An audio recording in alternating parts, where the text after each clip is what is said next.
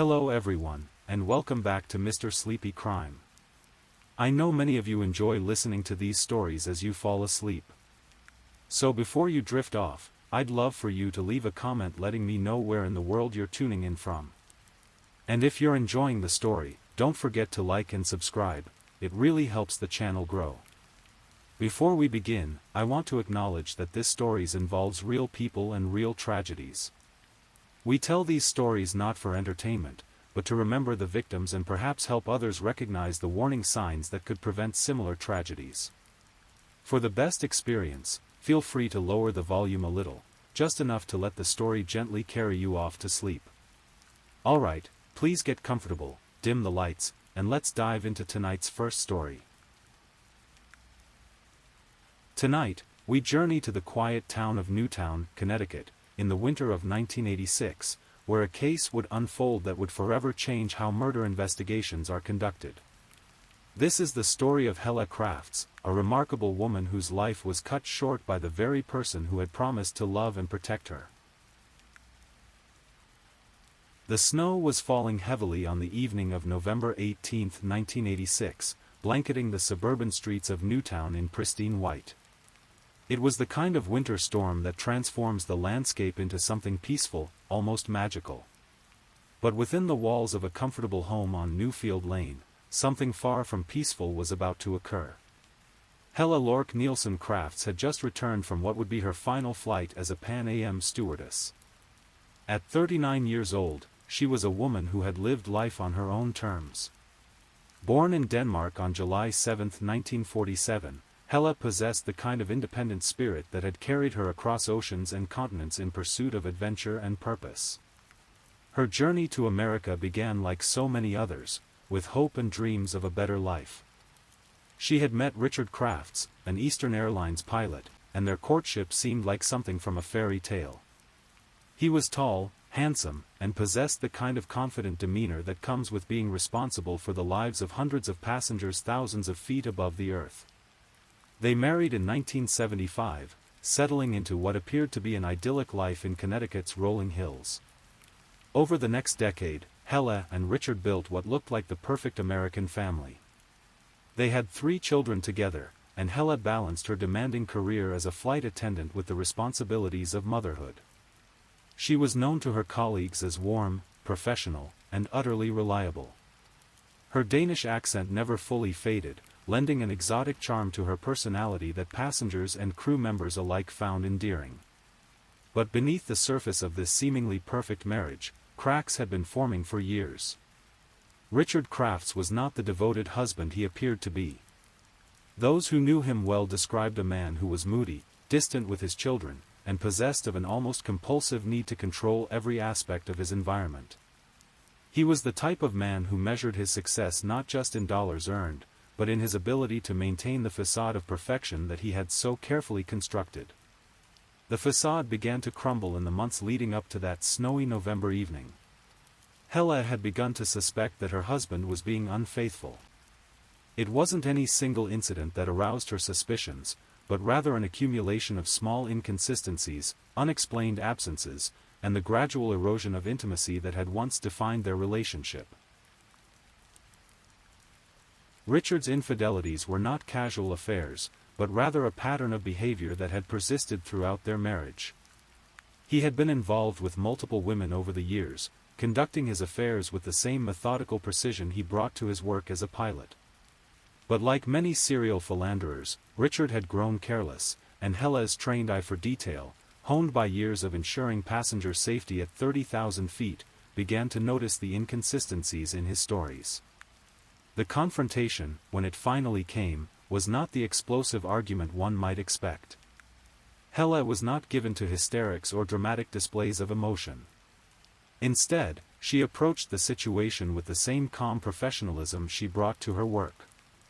She had gathered evidence of Richard's affairs, and on that November evening, she presented it to him with a simple ultimatum: they would divorce, and she would seek a settlement that would ensure her financial security and that of their children.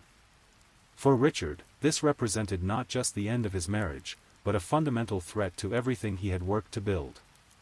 A divorce would mean the division of assets that he had spent years accumulating. It would mean child support payments, alimony, and the kind of public scrutiny that could damage his reputation and career. Most importantly, it would mean a loss of control, something Richard Crafts could not tolerate. What happened next in that quiet home on Newfield Lane can only be reconstructed from the physical evidence that would later be discovered by investigators. Richard did not accept Hella's ultimatum. Instead, he chose a path that would transform him from a respected pilot and part-time police officer into one of Connecticut's most notorious killers. The murder itself was brutal in its simplicity. Richard struck Hella in the head with a blunt object, likely in their bedroom. The Danish woman who had traveled the world, who had raised 3 children, who had dreams and aspirations and a future she would never see, died in the place where she should have been safest, her own home. But Richard's crime was far from over.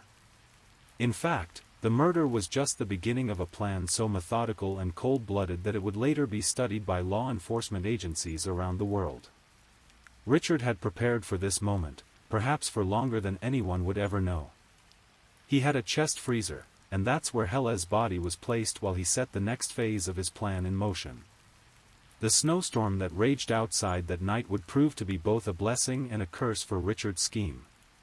The storm provided cover for what he was about to do, but it also created witnesses who would later remember seeing him during the crucial hours when he claimed to be elsewhere. The next morning, with his wife's body frozen in the basement, Richard went about the business of establishing his alibi. He took the children and their nanny to his sister's house in Westport, explaining that the power had gone out due to the storm and that they would be more comfortable there. It was a reasonable explanation, the kind of thoughtful gesture one would expect from a caring father. But Richard had other business to attend to that day. While his children played safely at their aunt's house, their father was back home, implementing a plan that was as ingenious as it was horrifying. He had rented a wood chipper, a powerful machine designed to reduce tree branches and debris into small, manageable pieces. To anyone who might have asked, it was simply storm cleanup, the kind of responsible homeownership that his neighbors would have expected from someone of his standing in the community. What Richard did next defies human comprehension. He removed his wife's frozen body from the chest freezer and fed it through the wood chipper. The machine, designed to handle the toughest wood, made quick work of what had once been a living, breathing human being. The remains were scattered along the banks of the Housatonic River, mixed with the ordinary debris that the machine was meant to process. It was, Richard believed, the perfect crime. Without a body, there could be no murder charge. Hella would simply be another missing person, perhaps someone who had decided to return to Denmark or start a new life elsewhere. Her job as a flight attendant would make such a disappearance plausible. After all, she was accustomed to traveling the world. For several days, Richard's plan seemed to be working. He told friends and colleagues that Hella had gone to Denmark to visit her sick mother. It was a story that initially raised no suspicions. Hella was known to be devoted to her family back home, and sudden trips were not uncommon in her line of work. But Hella had friends who knew her well, people who understood that she would never leave her children without word, no matter what emergency might have arisen. These friends began to ask questions, and when the answers didn't add up, they took action. A private investigator named Keith Mayo was hired by concerned friends to look into Hella's disappearance. Mayo was experienced in missing persons cases, and he immediately recognized the inconsistencies in Richard's story. On December 1, 1986, just 13 days after Hella's murder, Mayo reported her missing to the Newtown police. The investigation that followed would become a landmark case in forensic science and criminal justice. The lead investigator was Dr. Henry Lee, who would later become one of the most famous forensic scientists in the world. Lee approached the case with the kind of methodical precision that Richard had used to plan the murder, but this time, that precision would be used to seek justice rather than to cover up a crime. The first breakthrough came when investigators learned about the wood chipper that Richard had rented. The rental records showed that he had obtained the machine on November 19, the day after Hella's disappearance, and had returned it several days later. When investigators examined the machine, they found traces of human remains, tiny fragments of bone and tissue that the powerful machine had not been able to completely destroy. But even more compelling evidence was discovered along the banks of the Housatonic River, where Richard had scattered what he believed to be the untraceable remains of his crime. Investigators conducting a painstaking search of the area found what appeared to be pieces of human bone, strands of blonde hair, and most crucially, a tooth crown that would prove to be the key to solving the case. The tooth crown was submitted to a forensic dentist, who compared it to Hela's dental records. The match was positive and definitive. This small piece of dental work, something that Hela had probably given little thought to when it was installed years earlier, became the piece of evidence that would ensure her killer faced justice. On January 13, 1987, based on this dental evidence, the Connecticut State Medical Examiner's Office issued a death certificate for Hela Crafts. Richard was immediately arrested and charged with her murder. The legal proceedings that followed would be as dramatic as the crime itself. Richard's first trial in 1988 ended with a deadlocked jury. Some jurors apparently could not bring themselves to convict a man of murder when so little of the victim's body had been recovered. But prosecutors were determined to see justice done, and a second trial was scheduled for the following year. In preparation for the second trial, State Medical Examiner H. Wayne Carver conducted an experiment that would become famous in forensic circles. He obtained a pig carcass and fed it through a wood chipper identical to the one Richard had used.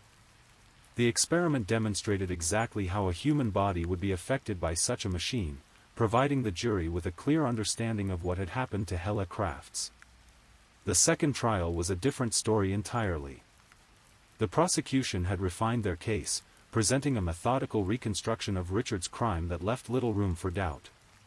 They showed how he had planned the murder, how he had carried it out, and how he had attempted to destroy the evidence. The defense, meanwhile, struggled to explain away the physical evidence that investigators had so painstakingly collected. In 1989, Richard Crafts was convicted of murder and sentenced to 50 years in prison. The case made legal history as Connecticut's first murder conviction without a body, setting a precedent that would be used in similar cases across the country. But the story of Hela Crafts extends far beyond the courtroom.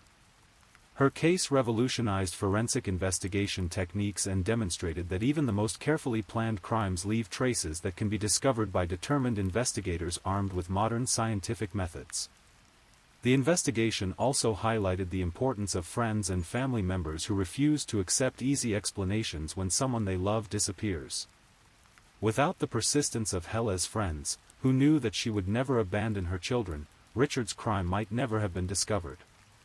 For the children Hela left behind, the tragedy was immeasurable. They lost not only their mother, but also their father, who would spend the next 3 decades in prison. They were raised by relatives, growing up with the knowledge that their father had murdered their mother in the most horrific way imaginable. The case also had a profound impact on the broader community. Newtown, Connecticut, was forced to confront the reality that even in their quiet, prosperous town, the most heinous crimes could occur behind closed doors. The facade of suburban perfection that Richard had worked so hard to maintain was revealed to be exactly that, a facade that concealed darkness and violence. Richard Crafts served his sentence with the same methodical approach he had brought to his crime. He was described by prison officials as a model inmate, someone who caused no trouble and participated in whatever programs were available to him. But those who knew the details of his crime found it difficult to reconcile this calm, controlled demeanor with the brutality of what he had done to his wife. In February 2020, after serving 34 years of his 50-year sentence, Richard Crafts was released from prison. Changes in Connecticut sentencing laws had allowed him to earn time off his sentence for good behavior and participation in prison work programs. He was released to a halfway house and later moved to a homeless shelter for veterans, a reminder that even the most notorious criminals must eventually be reintegrated into society. The release sparked controversy and renewed interest in the case.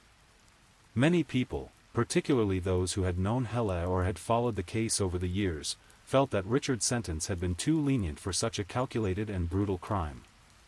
But for those who study criminal justice and forensic science, the case of Helle Crafts remains a landmark achievement. It demonstrated that advances in forensic technology and investigative techniques could overcome even the most elaborate attempts to destroy evidence. It showed that justice could be served even when traditional evidence, like an intact body, was not available. The case also serves as a reminder of the particular vulnerability of women in domestic relationships. Helle Crafts was an accomplished, independent woman who had traveled the world and built a successful career. Yet when she tried to leave an unhappy marriage, she became the victim of the most intimate form of violence, murder by the person who had promised to love and protect her. Today, the techniques pioneered in the Helle Crafts investigation are used routinely by law enforcement agencies around the world. The painstaking collection and analysis of microscopic evidence, the use of forensic dentistry, and the reconstruction of crimes through scientific experimentation have all become standard practices in modern criminal investigation. The wood chipper murder, as it came to be known, also influenced popular culture. The case was cited as inspiration for scenes in the movie Fargo, where a character disposes of bodies using a wood chipper. While the fictional portrayal was played for dark comedy, those familiar with the real case knew that there was nothing amusing about what had actually happened to Helle Crafts. The story of Helle Crafts is ultimately a story about justice, delayed but not denied. It's about the power of modern science to reveal truth even when someone has gone to extraordinary lengths to conceal it. But most importantly, it's about a woman who deserved better than the fate that befell her on that snowy November night in 1986. Helle had dreams that would never be fulfilled, trips she would never take, grandchildren she would never meet. She had survived leaving her homeland to build a new life in America, had navigated the challenges of balancing career and motherhood, had traveled the world as a professional. But she could not survive the cold calculation of a husband who valued his money and reputation more than her life. In the end, Richard Kraft's elaborate plan to commit the perfect murder failed not because of any single investigative breakthrough, but because of the accumulated weight of evidence that no amount of planning could completely eliminate. Every crime leaves traces, and in the hands of skilled investigators armed with advanced scientific tools, those traces can tell a complete story. The case reminds us that behind every crime statistic is a human being whose life was cut short, whose dreams were left unfulfilled. Helle Crafts was more than just a victim, she was a mother, a friend, a professional who had earned the respect of her colleagues and the love of those who knew her. Her story also reminds us of the importance of the people who refuse to let suspicious disappearances go uninvestigated. The friends who hired Keith Mayo, the investigators who spent months searching river banks for microscopic evidence, the prosecutors who refused to accept that justice could not be served without a complete body, all of these people played a crucial role in ensuring that Helle's killer faced consequences for his actions. As we reflect on this case from the perspective of nearly 4 decades later, it serves as both a testament to human cruelty and human determination. Richard Crafts demonstrated the depths to which someone can sink when driven by selfishness and the need for control. But the investigators and friends who worked to solve Helle's murder demonstrated the heights to which people can rise when motivated by the pursuit of justice. The wood chipper murder case closed a chapter in Connecticut legal history, but it opened new possibilities for criminal investigation that continue to evolve today. DNA analysis, advanced microscopy, and computer modeling have all built upon the foundation laid by the investigators who solved Helle's murder. In quiet moments, we might wonder what Helle's life would have been like if she had never confronted Richard about his infidelities, if she had simply accepted her unhappy marriage rather than demanding something better for herself and her children. But such speculation misses the point entirely. Helle Crafts did nothing wrong by expecting fidelity from her husband or by seeking to leave a marriage that was making her unhappy. The tragedy of her death lies not in any action she took, but in the evil that resided in the heart of the man she had trusted with her life. Today, the house on Newfield Lane where Helle died has been sold to new owners who likely know little about its tragic history. The Housatonic River continues to flow past the spots where Richard scattered his wife's remains, its waters carrying away all traces of the horrific crime that once occurred on its banks. Time has a way of healing even the most traumatic wounds, but the lessons of Helle's case continue to resonate. Her story serves as a warning about the danger that can lurk within seemingly normal relationships, and as inspiration for those who work tirelessly to ensure that justice is served even in the most challenging circumstances. Most importantly, it ensures that Helle Crafts is remembered not just as the victim of a notorious crime, but as a complete human being whose life had value and meaning that extended far beyond the circumstances of her death. As we conclude this account of one of Connecticut's most infamous crimes, we're reminded that every true crime story is ultimately about real people whose lives were forever changed by acts of violence. The scientific advances and legal precedents that emerged from Helle's case may be her most lasting legacy, but we should never forget that behind all the forensic details and courtroom drama was a woman who loved her children, who worked hard to build a better life, and who deserved to live to see her dreams fulfilled. In the quiet hours of the night, when the world settles into sleep, we might spare a thought for Helle Crafts and the countless other victims whose stories remind us of both the fragility of life and the enduring power of the human desire for justice. Their stories, difficult as they are to hear, serve as reminders that we must never become complacent about the evil that can exist in our world, and never cease working to ensure that those who commit such acts are held accountable for their crimes. The snow that fell on Newtown on November 18, 1986, has long since melted away, but the memory of what happened on that night remains, preserved in court records and forensic textbooks, in the memories of those who knew and loved Helle, and in the precedents that continue to help investigators solve similar crimes today. In that preservation of memory lies both the tragedy and the triumph of Helle Craft's story, a life cut short, but not forgotten, a crime that shocked a community, but ultimately led to advances that have helped countless others find justice. Please, if you're new here, welcome to the channel, where we explore true crime stories in a calm and respectful way. I also want to take a moment to appreciate my amazing subscribers who've been rocking with me. Thank you so much for your continued support. If you're still awake and listening, drop a comment.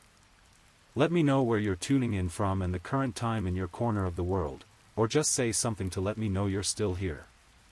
And if you haven't already, be sure to like this video and subscribe, so you don't miss our next true crime stories for sleep. Now, let's move on to our second story. Story 2. Tonight, we explore a case that shocked the small community of Woodstock, Ontario, and captivated the attention of an entire nation. This is the story of 8-year-old Victoria Tori Stafford, whose disappearance on a spring afternoon would lead to one of Canada's most heartbreaking criminal cases. It was Wednesday, April 8, 2009. The kind of day that begins like any other, with no indication of the tragedy that would unfold. 8-year-old Tori Stafford was excited about going home after school. She was a third grader at Oliver Stevens Public School in Woodstock, Ontario, a small city about 2 hours southwest of Toronto. Tori lived with her mother, Tara MacDonald, and her 10-year-old brother Darren in a house they had recently moved into. Her parents were separated, and like many children from divorced families, Tori navigated between two homes.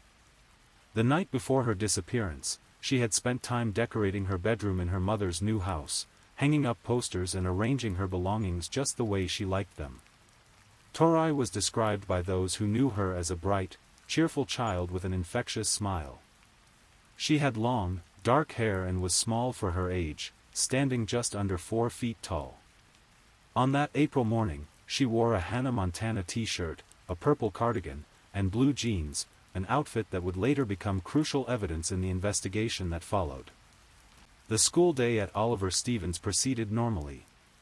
Tori attended her classes, played with friends during recess, and prepared to walk home as she did most days. The walk from school to her mother's house was familiar territory, about 8 blocks through the residential streets of Woodstock. It was a route she had taken many times before, through a neighborhood that felt safe and secure. At approximately 3:32 p.m., Tori left school grounds. Security cameras would later show her walking alone, her backpack slung over her shoulder, completely unaware that someone was watching her, following her movements with sinister intent. What happened next would be captured on surveillance video from various businesses along Tori's route home. The footage shows a young woman approaching the 8-year-old girl. This woman had distinctive purple-streaked hair and was wearing dark clothing. Her name was Terry Lynn McClintock, and she was 18 years old at the time. McClintock lived just a few blocks away from Tori's family. She was known in the neighborhood, though not well. She had a troubled background, having aged out of the foster care system and struggling with addiction and mental health issues. What most people didn't know was that McClintock was involved with a man named Michael Thomas Rafferty, who was 28 years old and had been watching Tori for some time. The surveillance video shows McClintock approaching Tori and engaging her in conversation. According to later testimony, McClintock told Tori that she had a puppy in her car and asked if Tori would like to see it. It was an age-old predatory tactic, exploiting a child's natural love of animals and trust in adults. Tori, being a typical 8-year-old who loved animals, was intrigued by the possibility of seeing a puppy. The video shows her following McClintock away from her normal route home. This would be the last time Tori Stafford would be seen alive by anyone other than her captors. McClintock led Tori to a white Honda Civic parked nearby. Behind the wheel was Michael Rafferty, a man Tori had never seen before. Rafferty had been planning this abduction, studying Tori's movements, learning her routine. He had specifically chosen her, though the reasons why would remain unclear even after his conviction. Once Tori was in the car, the reality of her situation became apparent. There was no puppy. Instead, she found herself trapped between two strangers who had no intention of letting her go home. The drive that followed would take them far from Woodstock, through rural Ontario, as Rafferty and McClintock discussed what to do with their young victim. During the trial that would follow years later, disturbing details emerged about what happened during this car ride. Tori, realizing she was in danger, asked repeatedly to go home. She told her captors that her mother would be worried about her. She tried to use her cell phone to call for help, but McClintock took it away from her. The drive continued for hours through the Ontario countryside. They stopped at a hardware store where Rafferty purchased a hammer and garbage bags, purchases that would later become key evidence in the prosecution's case. The significance of these items would soon become horrifyingly clear. As evening approached, they drove to a remote wooded area near Mount Forest, Ontario, about 100 kilometers north of Woodstock. It was a desolate location, far from any homes or businesses, chosen specifically for its isolation. Meanwhile, back in Woodstock, Tori's absence had been noticed. When she failed to arrive home from school, her mother Tara McDonald initially thought she might have gone to a friend's house or gotten delayed somewhere. But as the hours passed and calls to Tori's friends and family yielded no answers, panic began to set in. By evening, it was clear that something was seriously wrong. Tori was not the type of child to wander off or stay out without permission. She was responsible for her age and always came straight home from school. Tara contacted the police, and a missing person investigation was launched. The Woodstock Police Service immediately began canvassing the neighborhood, speaking with anyone who might have seen Tori after school. They reviewed the surveillance footage from local businesses and quickly identified the crucial video showing Tori walking away with the purple-haired woman. The investigation rapidly expanded. The Ontario Provincial Police were brought in to assist, and the case was upgraded from a missing person inquiry to a suspected abduction. Amber alerts were issued across Ontario, and Tori's photograph was distributed to media outlets across Canada. The community of Woodstock rallied around the McDonald family. Hundreds of volunteers joined organized searches, combing through parks, wooded areas, and abandoned buildings. Search teams with specially trained dogs scoured the countryside for any sign of the missing girl. The Royal Canadian Mounted Police became involved, and the case even gained international attention, being featured on America's Most Wanted. As the search for Tori continued, the people of Woodstock demonstrated the power of community solidarity in the face of tragedy.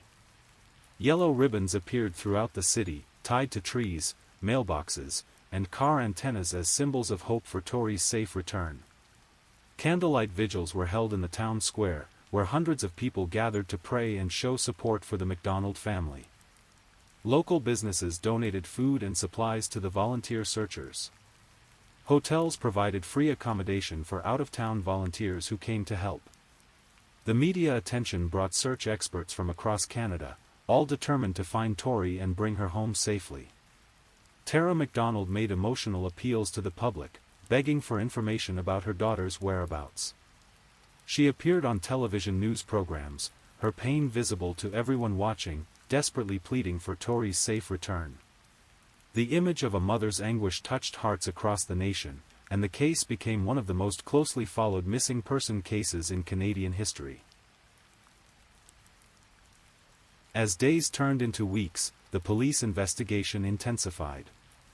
Detectives worked around the clock, following hundreds of tips and leads. The surveillance video of Tori walking away with the unknown woman was enhanced and analyzed by experts. The purple-haired woman became the focus of an intensive manhunt. Investigators canvassed door-to-door throughout Woodstock and surrounding communities, showing the enhanced images to anyone who might recognize the suspect.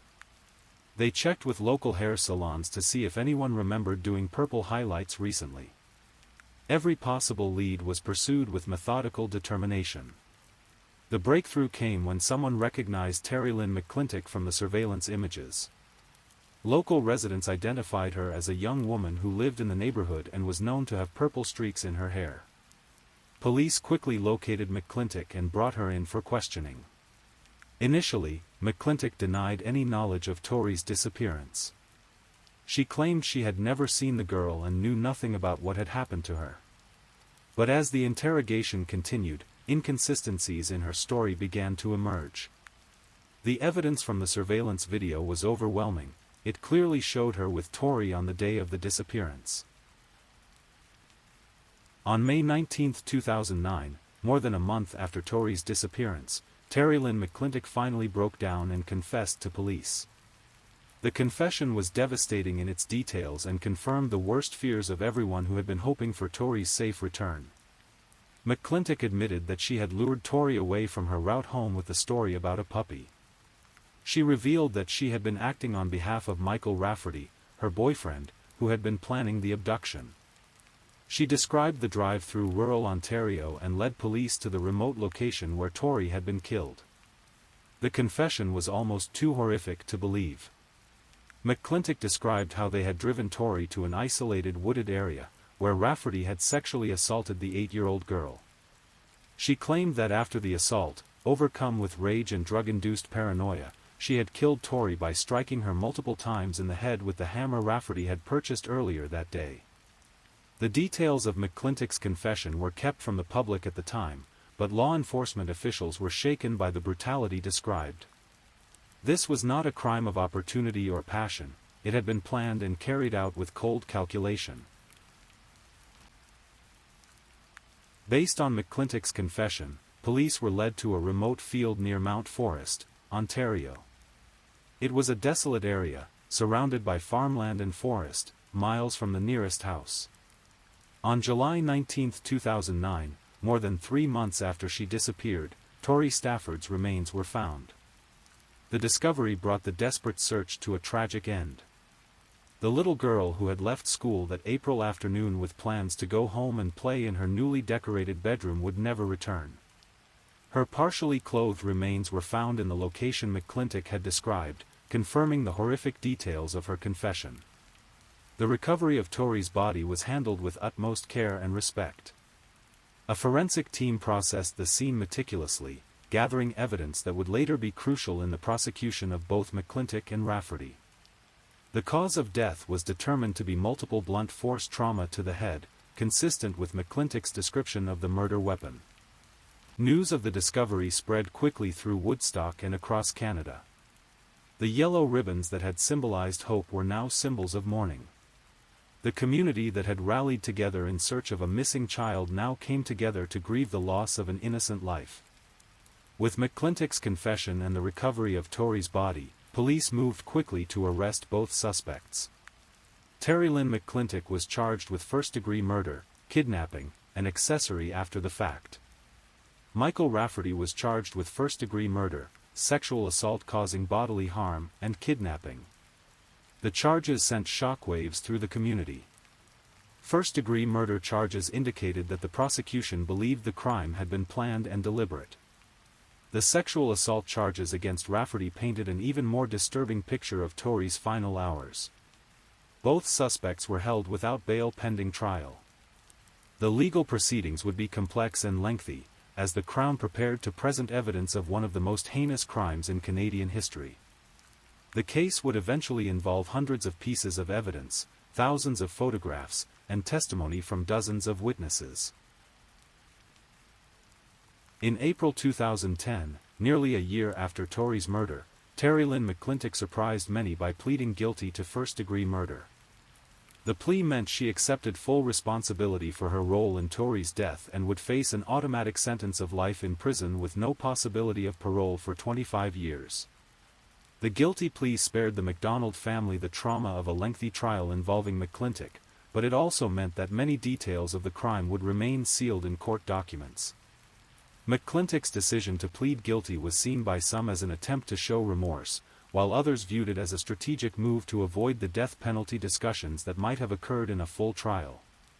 During her sentencing hearing, McClintock made a statement expressing remorse for her actions. She apologized to Torey's family and claimed that she thought about her victim every day. However, her words offered little comfort to those who had loved Torey, and many questioned the sincerity of her remorse given the calculated nature of the crime. The judge who sentenced McClintock described the crime as beyond understanding, and noted that the murder of a child represented one of the most serious offenses in Canadian law. The life sentence with no parole for 25 years was the harshest penalty available under Canadian law for someone who was 18 at the time of the offense. While McClintock had admitted her guilt, Michael Rafferty maintained his innocence and chose to fight the charges against him in court. His trial began on March 5, 2012, nearly 3 years after Torey's murder. The proceedings would last for months and would expose the Canadian public to disturbing details about the crime that had been kept confidential during the investigation. The prosecution's case was built largely around McClintock's testimony. Despite having pleaded guilty to the murder herself, she agreed to testify against Rafferty in exchange for certain considerations. Her testimony would prove to be both crucial and controversial, as she provided the only first-hand account of what had happened to Torey. McClintock's testimony was chilling in its detail. She described how Rafferty had planned the abduction, specifically targeting Torey because of her small size and vulnerable appearance. She testified that Rafferty had driven past the school multiple times, studying Torey's routine and waiting for the right opportunity to strike. According to McClintock's testimony, the sexual assault of Torey had been Rafferty's primary motivation for the kidnapping. She described how he had assaulted the 8-year-old girl in a remote wooded area while she was forced to watch. The testimony was so disturbing that some members of the jury were visibly shaken, and several reporters covering the trial required counseling. One of the most troubling aspects of McClintock's testimony was that it contradicted her original confession to police. In her initial statement, she had claimed that she was the one who killed Torey, striking her with a hammer in a rage-fueled attack. However, during Rafferty's trial, she changed her story, claiming that it was Rafferty who had delivered the fatal blows. This contradiction created significant challenges for both the prosecution and the defense. The Crown had to explain why their key witness had given different versions of events, while Rafferty's defense team argued that McClintock was an unreliable witness who would say anything to minimize her own culpability. McClintock claimed that she had initially lied to protect Rafferty, with whom she was still emotionally involved at the time of her confession. She said that as time passed and she underwent counseling in prison, she had decided to tell the truth about what really happened. However, her credibility was severely damaged by the contradictory statements. The defense argued that McClintock was the actual killer and was attempting to shift blame to Rafferty to reduce her own moral culpability. They painted her as a manipulative individual who had orchestrated the entire crime and was now trying to make Rafferty the scapegoat. Despite the contradictions in McClintock's testimony, the prosecution had substantial physical evidence linking Rafferty to the crime. The surveillance video clearly showed his car at the scene where Tori was abducted. DNA evidence connected him to the crime scene, and forensic analysis of his vehicle revealed traces of Tori's presence. The hammer used in the murder was traced back to Rafferty through store receipts and witness testimony. Store employees testified that he had purchased the weapon in garbage bags on the day of the murder, purchases that suggested premeditation. His cell phone records placed him in the area where Tori's body was found at the time the murder occurred. Perhaps most damaging to Rafferty's case was evidence of his internet activity in the weeks leading up to the murder. Computer forensics revealed that he had been searching for child pornography and visiting websites that discussed violence against children. This evidence painted a picture of a man who had been planning to harm a child for some time.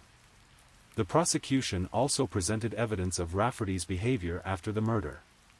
Rather than showing remorse or turning himself in, he had attempted to dispose of evidence and had continued living his normal life while Tori's family and the entire community searched desperately for her.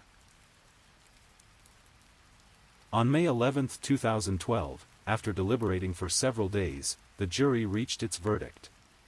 Michael Rafferty was found guilty on all charges: first-degree murder, sexual assault causing bodily harm, and kidnapping. The verdict brought a sense of justice to many who had followed the case, though it could never truly heal the wounds left by Tori's death. The judge who presided over the case called Rafferty a monster during sentencing, describing his crimes as among the most heinous ever seen in a Canadian courtroom. Like McClintock, Rafferty was sentenced to life in prison with no possibility of parole for 25 years, the harshest sentence available under Canadian law. The conviction brought some measure of closure to the MacDonald family and the Woodstock community, but it also raised difficult questions about how such a crime could have been prevented. Both Rafferty and McClintock had been known to authorities before the murder, yet no one had identified them as potential threats to children. The impact of Tori Stafford's murder extended far beyond the immediate tragedy. The case led to changes in how missing children cases are handled in Canada, with improved coordination between different law enforcement agencies and faster implementation of Amber Alert systems. The case also highlighted the importance of community involvement in child safety.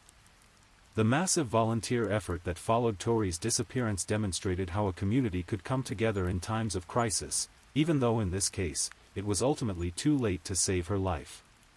For Tori's family, the legal proceedings brought some measure of justice but could never bring back their beloved daughter and sister. Tara MacDonald became an advocate for missing children, working to ensure that other families would not have to endure the same tragedy. The family established a foundation in Tori's memory to support programs aimed at protecting children from predators. The case also sparked discussions about the Canadian justice system and whether the sentences given to child killers were adequate. Many felt that 25 years before parole eligibility was insufficient for such heinous crimes, leading to calls for tougher sentencing laws. Today, more than a decade after her death, Tori Stafford is remembered not just as a victim of a terrible crime, but as a bright, loving child who brought joy to everyone who knew her. Her school created a memorial garden in her honor, and the community of Woodstock continues to hold annual remembrance events. The yellow ribbons that once symbolized hope for her safe return have been replaced by permanent memorials that serve as reminders of the importance of protecting all children. Her story has become part of the larger narrative about child safety in Canada, serving as both a warning and a call to action. Tori's memory lives on in the work of organizations dedicated to finding missing children and preventing crimes against minors. Her case is studied by law enforcement agencies as an example of both the importance of community involvement in missing person cases and the need for improved investigative techniques. Even with both perpetrators convicted and imprisoned, questions remain about the Tori Stafford case. How did two individuals with troubled backgrounds manage to plan and execute such a calculated crime without being detected? Could better mental health services or intervention programs have prevented the tragedy? The case also raises broader questions about how society can better protect its most vulnerable members.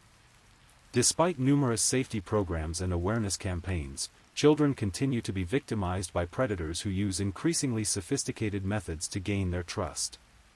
Perhaps most troubling is the question of whether justice was truly served. While both McClintock and Rafferty received the maximum sentences available under Canadian law, many feel that no punishment could ever be adequate for the taking of an innocent child's life in such a brutal manner. If there is anything positive to be taken from this tragedy, it is the increased awareness it brought to the issue of child safety. Tori's case became a catalyst for important conversations about how to protect children from predators and how communities can work together to keep their youngest members safe. The case also demonstrated the power of technology in solving crimes. The surveillance video that captured Tori's abduction was crucial in identifying her killers and proved the importance of security cameras in public spaces. Advanced forensic techniques helped build the case against both perpetrators, showing how science can serve justice.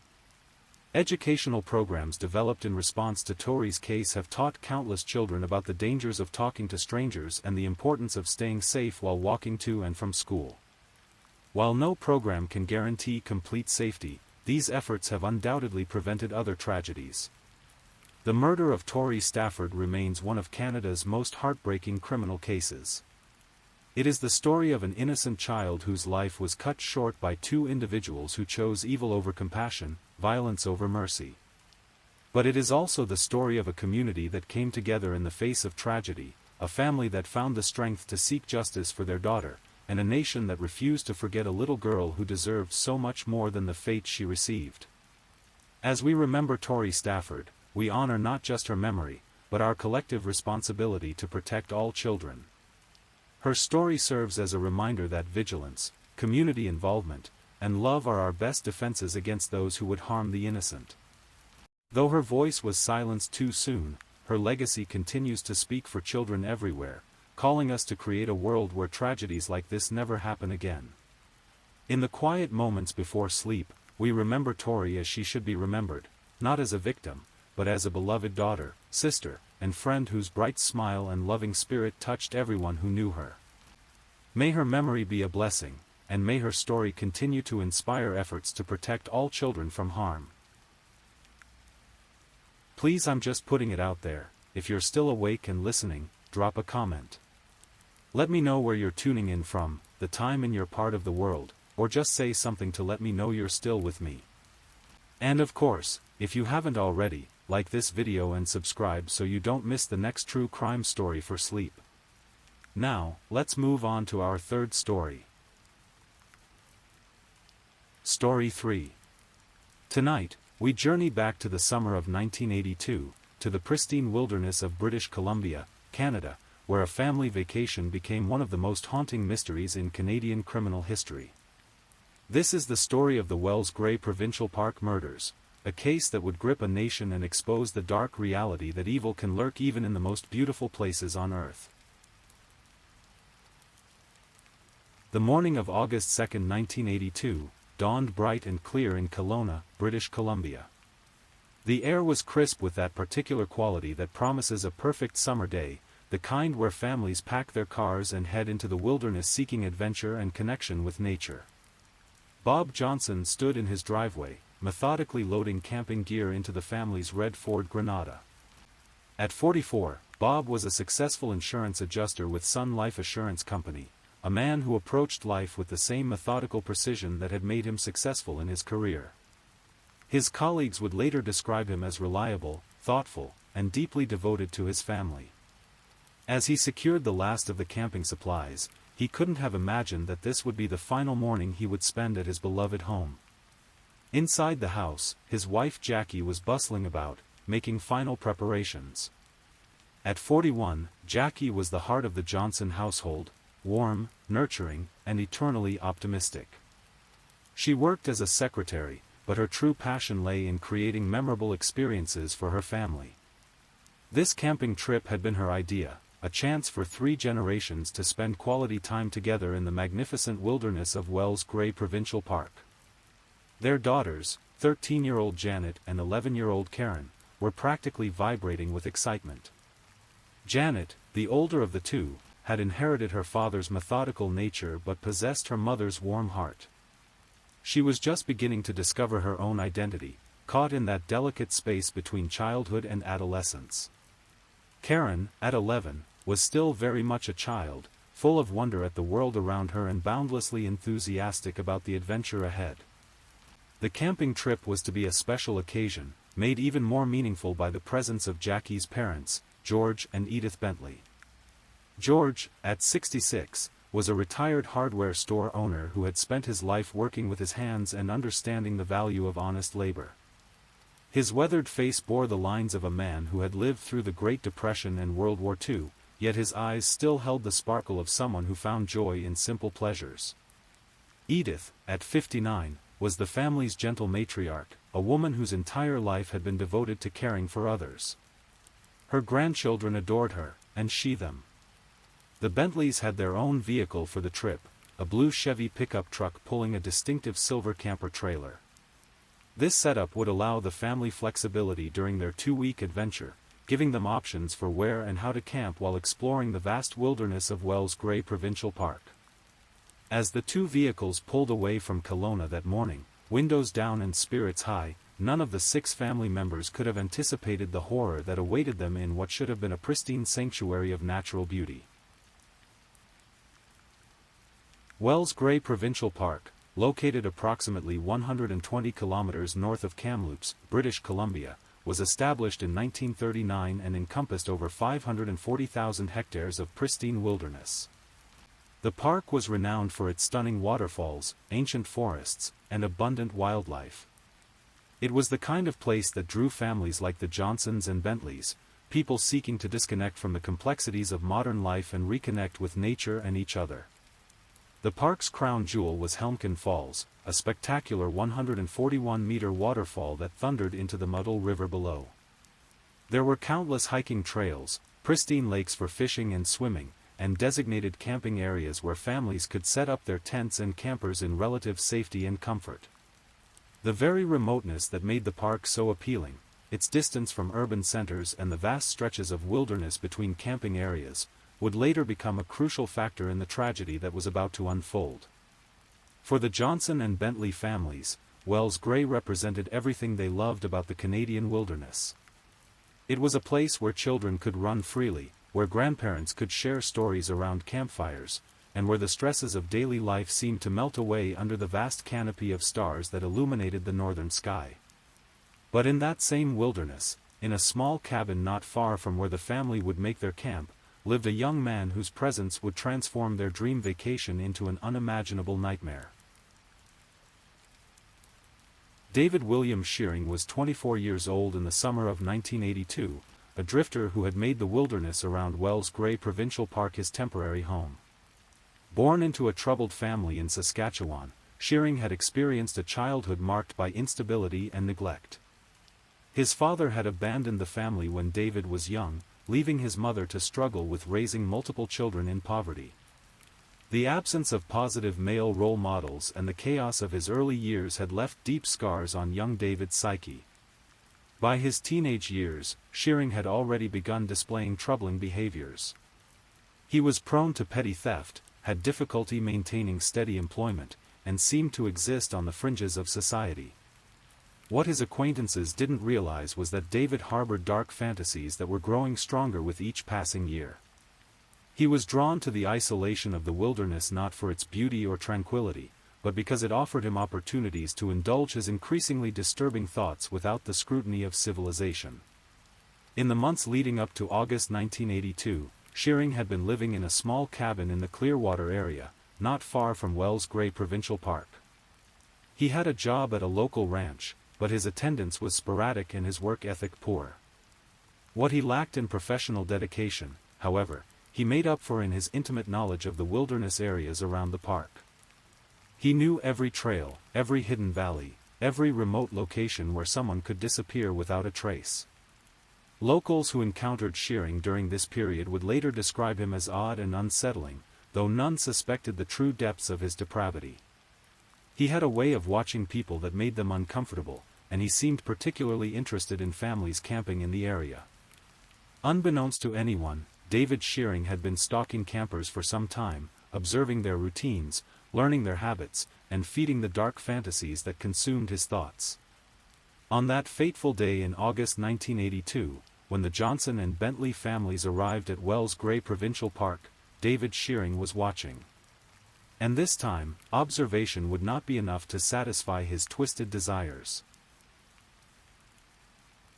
The Johnson and Bentley families established their campsite in a picturesque area of the park, with the two girls delighting in the freedom to explore while their parents and grandparents set up camp. For the first few days of their vacation, everything proceeded according to plan. The family hiked, fished, and enjoyed the simple pleasures of outdoor living. Photographs taken during these early days of the trip would later show smiling faces and the easy contentment of people truly enjoying each other's company. Other campers in the area noticed the family and would later tell investigators that they seemed like the perfect example of a close-knit, loving family enjoying their time together. The children were well-behaved but spirited, the adults were relaxed and happy, and there was an obvious warmth and affection among all 6 family members. But as the days passed, the family ventured deeper into the wilderness areas of the park, seeking more remote and pristine locations for their continued adventure. This desire for solitude and natural beauty would ultimately lead them directly into the path of evil. The last confirmed sighting of the Johnson and Bentley families was on August 6, 1982, 4 days after they had arrived at the park. They were seen by another camping family near Clearwater, appearing happy and healthy as they continued their exploration of the area. After that sighting, the Johnson and Bentley families simply vanished, as if the wilderness had swallowed them whole. August 16, 1982, was supposed to mark the end of the Johnson family's 2-week camping adventure.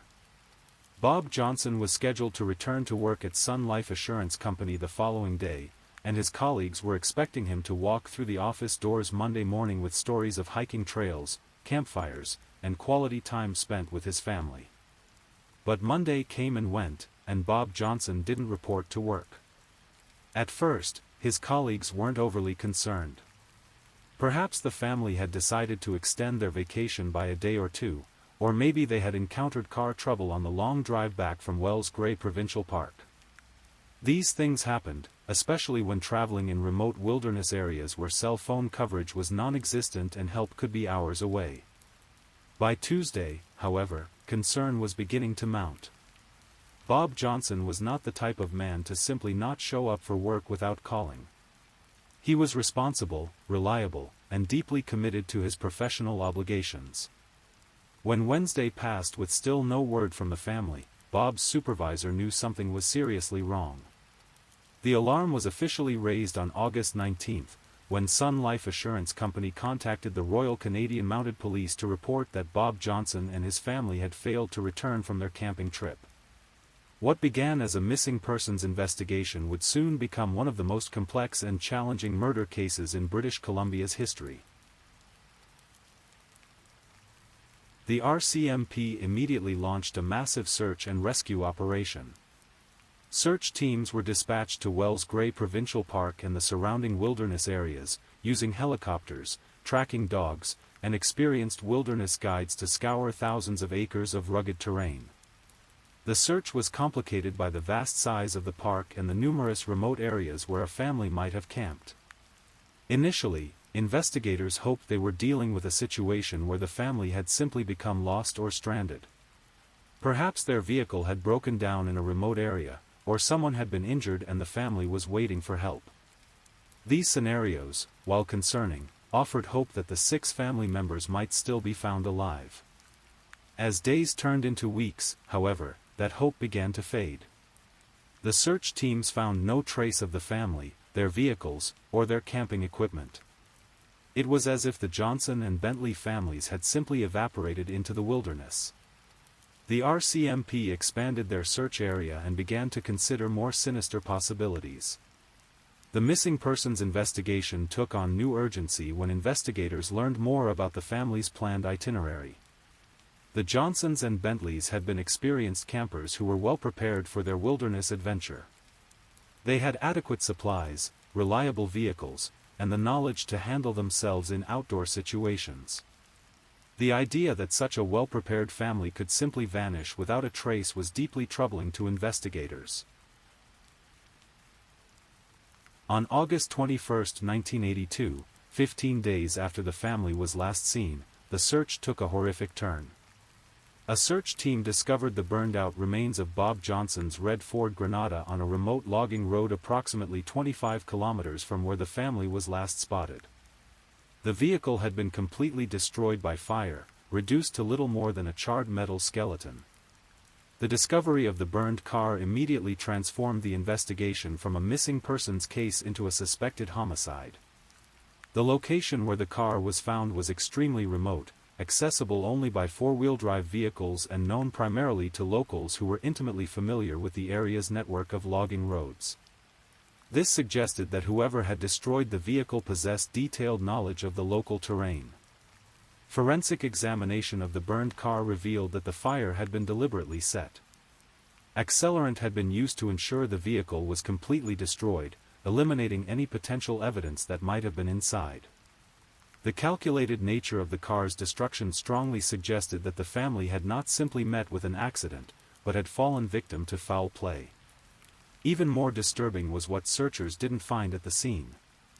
There was no sign of the Bentley's blue pickup truck and silver camper trailer, and more importantly, there was no sign of the 6 family members themselves. The discovery of the burned car raised more questions than it answered and suggested that whatever had happened to the Johnson and Bentley families was far from over. With the discovery of the burned vehicle, the RCMP dramatically escalated their investigation. What had begun as a search and rescue operation now became a full-scale homicide investigation, with dozens of officers assigned to the case. The investigation was complicated by the remote location and the vast area that needed to be searched, but investigators were determined to find answers.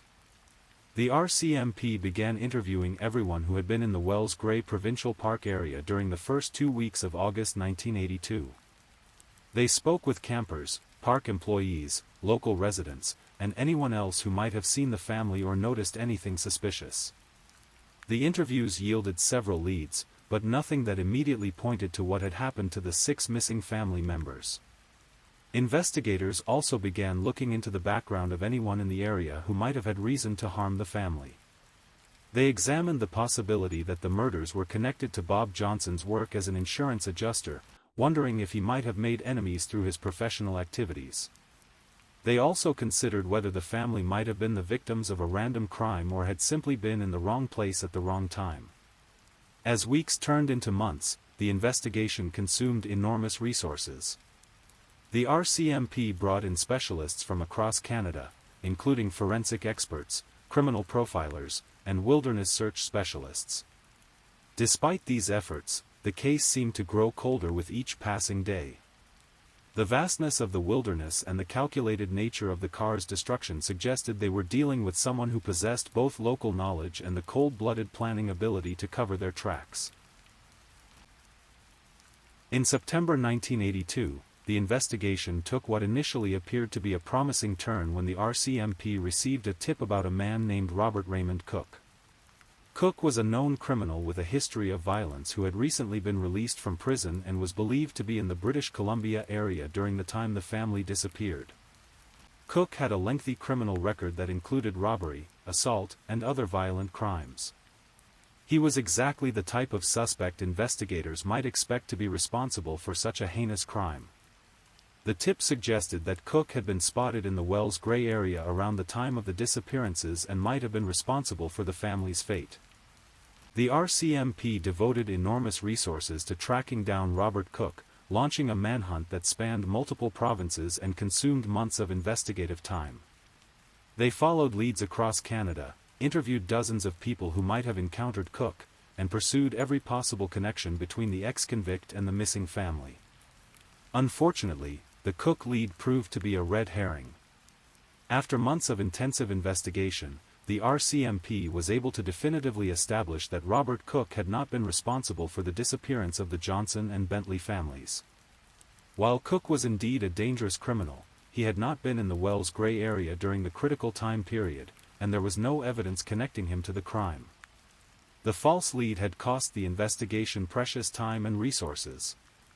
Months had passed while investigators pursued Cook, and the trail of the real perpetrator had grown even colder. The RCMP was back to square one, with no viable suspects and very few concrete leads to follow. Just when it seemed the investigation might stall completely, another grim discovery breathed new life into the case. On October 18, 1983, more than 14 months after the family's disappearance, forest rangers discovered the burned remains of George Bentley's blue pickup truck and silver camper trailer on Trophy Mountain, a remote peak in the Wells Gray Provincial Park area. Like Bob Johnson's car, the truck and trailer had been completely destroyed by fire. The location where they were found was even more remote than where the car had been discovered, accessible only to someone with intimate knowledge of the area's most obscure logging roads and wilderness trails. The vehicles had been hidden so well that it had taken over a year for them to be discovered, despite intensive searching of the area. The discovery of the Bentley vehicles confirmed what investigators had long suspected: whoever was responsible for the family's disappearance possessed detailed local knowledge and had gone to extraordinary lengths to conceal evidence of their crimes. The fact that the vehicles had been found in two different remote locations suggested a methodical, calculated approach to covering up the crime. More importantly, the discovery of the second set of burned vehicles renewed hope that the bodies of the 6 family members might finally be found. If the perpetrator had taken such care to hide the vehicles, investigators reasoned, they might have taken similar precautions with the victims' remains. The discovery of the Bentley vehicles led to an intensified search of the Trophy Mountain area. On October 21, 1983, just 3 days after the vehicles were found, search teams made the most heartbreaking discovery of the entire investigation: the remains of all 6 family members. The bodies were found in a remote area of the forest, carefully hidden but not buried. The condition of the remains and the evidence found at the scene told a horrific story of what had happened to the Johnson and Bentley families during their final days. Forensic examination revealed that Bob Johnson, Jackie Johnson, George Bentley, and Edith Bentley had all been shot to death. The murders appeared to have been carried out execution style, with the victims likely having been taken by surprise and given no opportunity to defend themselves or escape. Even more disturbing were the circumstances surrounding the deaths of 13-year-old Janet and 11-year-old Karen Johnson. The forensic evidence suggested that the 2 girls had been kept alive for several days after their parents and grandparents were killed. During this time, they had been sexually assaulted repeatedly before finally being taken into the woods and murdered. The discovery of the bodies confirmed the worst fears of investigators and the family's loved ones. What should have been a joyful family camping trip had become an unimaginable nightmare of terror, sexual violence, and murder. The calculated nature of the crimes, the execution of the adults, the prolonged captivity and abuse of the children, and the careful disposal of evidence, painted a picture of a perpetrator who was both methodical and utterly without conscience. With the discovery of the bodies, the RCMP investigation shifted from a missing persons case to a full-scale murder investigation. The forensic evidence from the crime scene provided crucial clues about the perpetrator and the sequence of events that had led to the family's deaths. Investigators determined that the murders had likely taken place at a remote campsite where the family had been staying, possibly on or around August 10, 1982. The perpetrator had then spent considerable time and effort disposing of the evidence, burning the vehicles in remote locations and hiding the bodies where they might never have been found. The level of local knowledge required to carry out these crimes was extraordinary. The perpetrator not only knew the most remote and inaccessible areas of the Wells Gray region, but also understood how to navigate the complex network of logging roads and wilderness trails that crisscrossed the area. This suggested someone who had spent considerable time in the region and was intimately familiar with its geography. The RCMP began focusing their investigation on local residents and people who had been working in the area during the summer of 1982. They re-interviewed everyone who had been questioned previously and began developing a profile of the type of person who might have been responsible for such calculated and brutal crimes.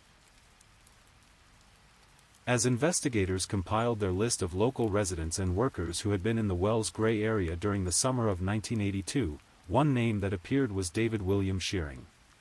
Shearing had been working at a ranch in the Clearwater area and was known to spend considerable time in the wilderness around Wells Gray Provincial Park. Initially, Shearing was just one name among many. When RCMP officers first interviewed him in August 1982, shortly after the family was reported missing, he appeared to be cooperative and helpful. He claimed to have no knowledge of the missing family and suggested areas where they might be found. His familiarity with the local terrain was noted, but investigators had no reason to view him as anything more than a local resident who might be able to assist with the search. What investigators didn't know at the time was that David Shearing possessed several key characteristics that would later make him a prime suspect. He had an intimate knowledge of the most remote areas around Wells Gray Provincial Park, including the locations where the vehicles and bodies were eventually discovered. He had a history of petty crime and unusual behavior that had made him stand out to local residents. Most importantly, he had been in the area during the exact time period when the murders occurred. As the investigation progressed and the forensic evidence was analyzed, investigators began to develop a clearer picture of the type of person they were looking for. The perpetrator was someone with extensive local knowledge, someone comfortable operating in the wilderness, and someone with the physical capability and psychological disposition to carry out such brutal crimes. By late 1983, David Shearing had emerged as the primary suspect in the Wells Gray murders. The RCMP had spent months building a circumstantial case against him, gathering evidence that placed him in the area at the time of the murders and establishing his intimate knowledge of the locations where evidence had been found. Investigators discovered that Shearing had a history of watching and following campers in the Wells Gray area. Other campers from the summer of 1982 came forward to report encounters with a young man matching Shearing's description who had made them feel uncomfortable with his persistent observation and odd behavior. The RCMP also uncovered evidence that Shearing had been in possession of items that belonged to the Johnson and Bentley families. While he claimed to have found these items abandoned in the wilderness, investigators believed they were trophies taken from the victims after the murders. Perhaps most damning was Shearing's behavior in the months following the murders. Despite his claimed concern for the missing family and his willingness to help with the search, he had made no effort to report the discovery of any evidence or to provide information that might have led to finding the bodies sooner. His apparent knowledge of remote areas where evidence might be found began to look less like helpful local insight and more like guilty knowledge. On November 19, 1983, more than a year after the murders, the RCMP arrested David William Shearing at his residence in Tumbler Ridge, British Columbia. Ironically, Shearing was preparing to appear in court on unrelated charges involving the possession of stolen property when officers arrived to take him into custody for the Wells Gray murders. The arrest came as a shock to many local residents who knew Shearing. While most acknowledged that he was odd and somewhat unsettling, few could believe that he was capable of such brutal and calculated crimes. The scale and horror of the murders seemed almost incomprehensible to people who lived in the peaceful wilderness communities of northern British Columbia.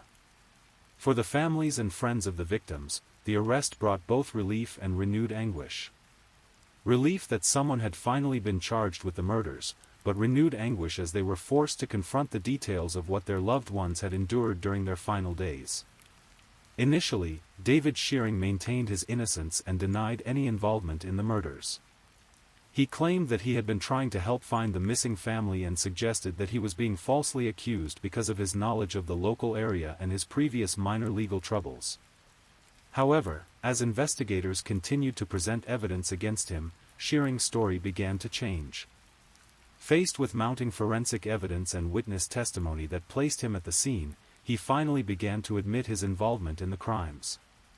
The confession that emerged was even more horrific than investigators had imagined. Shearing revealed that he had been watching the Johnson and Bentley families for several days before attacking them.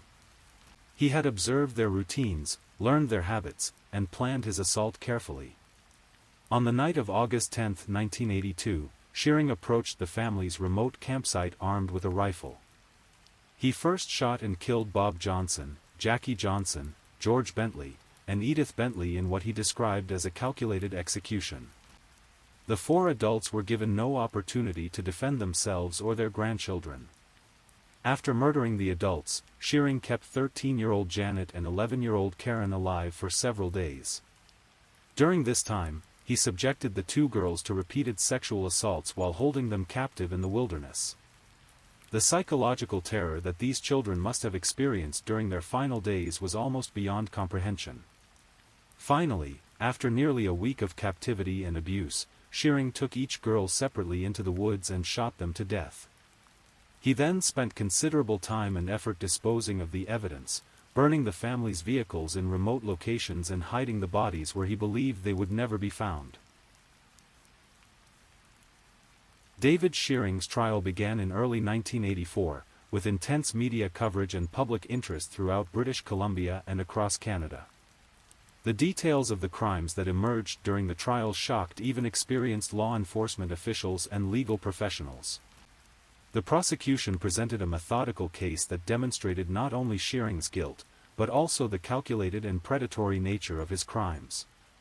Evidence showed that he had been stalking the family for days before the attack, had planned the murders carefully, and had gone to extraordinary lengths to cover up his crimes. The defense attempted to argue that Shearing's actions were the result of mental illness or diminished capacity, but forensic psychiatrists who examined him found no evidence of mental illness that would have prevented him from understanding the nature and consequences of his actions. His careful planning and methodical disposal of evidence demonstrated a clear understanding of right and wrong and a deliberate choice to commit these horrific crimes. On April 16, 1984, David William Shearing pleaded guilty to 6 counts of first-degree murder. In accepting the guilty plea, Supreme Court Justice Harry Mackay described the crimes as a cold-blooded and senseless execution of 6 defenseless and innocent people, a slaughter that devastated 3 generations in a family. Shearing was sentenced to life in prison with no possibility of parole for 25 years, the maximum sentence available under Canadian law at the time. The judge recommended that Shearing never be released from prison, describing him as an ongoing danger to society. The Wells Grey Provincial Park murder sent shockwaves through the communities of British Columbia and across Canada. The idea that a family could be stalked and murdered while enjoying what should have been a safe camping experience in a provincial park challenged fundamental assumptions about safety in Canada's wilderness areas. The case led to increased security measures in provincial parks and greater awareness among campers about the potential dangers that could exist even in seemingly pristine natural settings. Park authorities began implementing better communication systems and increasing ranger patrols in remote areas. For the extended families and friends of the victims, the aftermath of the murders brought a lifetime of grief and trauma. The Johnson and Bentley families had been pillars of their community in Kelowna, and their loss was felt deeply by everyone who knew them. The particularly horrific nature of the crimes, especially the prolonged captivity and abuse of the 2 young girls, created trauma that would affect the surviving family members for generations. The case also had a profound impact on the law enforcement officers who worked on the investigation. Many of the RCMP officers involved in the case would later describe it as the most difficult and disturbing investigation of their careers. The combination of the victims' innocence, the brutality of the crimes, and the calculated nature of the perpetrators' actions created psychological scars that would last long after the case was closed. Following his conviction, David Shearing was incarcerated in federal penitentiaries across Canada. Prison officials and fellow inmates would later report that he showed little remorse for his crimes and seemed to take a disturbing pride in the notoriety they had brought him. In prison, Shearing changed his name to David Ennis, using his mother's maiden name in an apparent attempt to distance himself from his crimes. However, the name change did little to alter the reality of what he had done or the impact his crimes had on the survivors and the broader community. Over the years, Shearing/Ennis became eligible for various prison programs and eventually for parole consideration. Each time he appeared before parole boards, the horrific nature of his crimes and his apparent lack of genuine remorse led to the rejection of his applications for release. The families of the victims consistently opposed any consideration of parole for Shearing, arguing that the calculated nature of his crimes and his treatment of the 2 young girls made him an ongoing danger to society. Their victim impact statements at parole hearings served as powerful reminders of the lasting trauma his actions had caused. David Shearing, who now goes by the name David Ennis, has made multiple attempts to gain parole over the years, with the Parole Board of Canada consistently rejecting his requests. As recently as 2021, he appeared before the parole board seeking conditional release, but was again denied. During these parole hearings, disturbing details about Shearing's mindset and his crimes continue to emerge. Parole board hearings have revealed chilling details of his crimes as he seeks release from prison. His apparent lack of genuine remorse and his continued minimization of the impact of his actions on the victims and their families have consistently led parole boards to conclude that he remains a danger to public safety. The surviving family members continue to attend these hearings when possible, ensuring that the voices of the victims are heard and that the true impact of these crimes is not forgotten. Their courage in facing their loved one's killer repeatedly over the decades has been a testament to their strength and their commitment to seeking justice. The Wells Gray Provincial Park murders remain one of the most horrific and disturbing crimes in Canadian history. The case serves as a stark reminder that evil can exist anywhere, even in the most beautiful and seemingly safe places on Earth. The memory of Bob and Jackie Johnson, Janet and Karen Johnson, and George and Edith Bentley lives on in the hearts of those who knew and loved them. They were ordinary people who deserved to live full and happy lives, to see the children grow up and achieve their dreams, to celebrate milestones and create more precious memories together.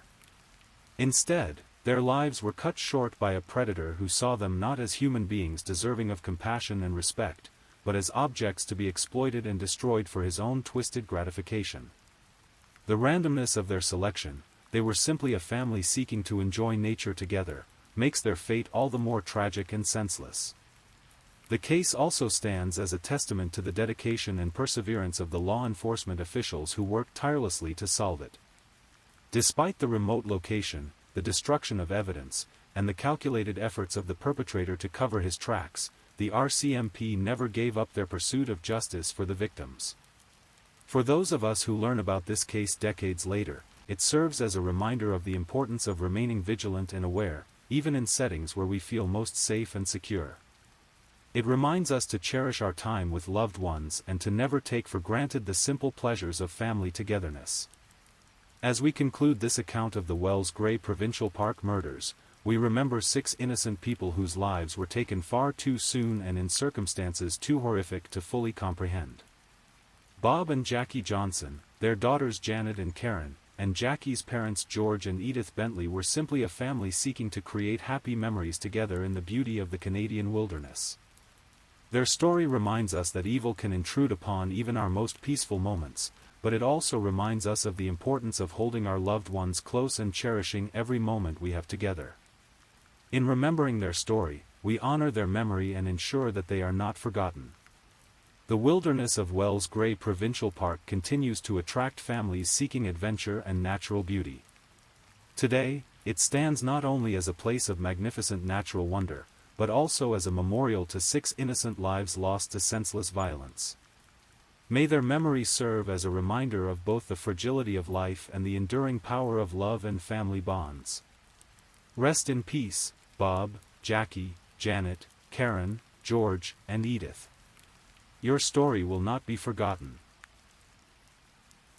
Please, if you're enjoying these stories, don't forget to leave a comment. Let me know where you're listening from and what time it is in your corner of the world.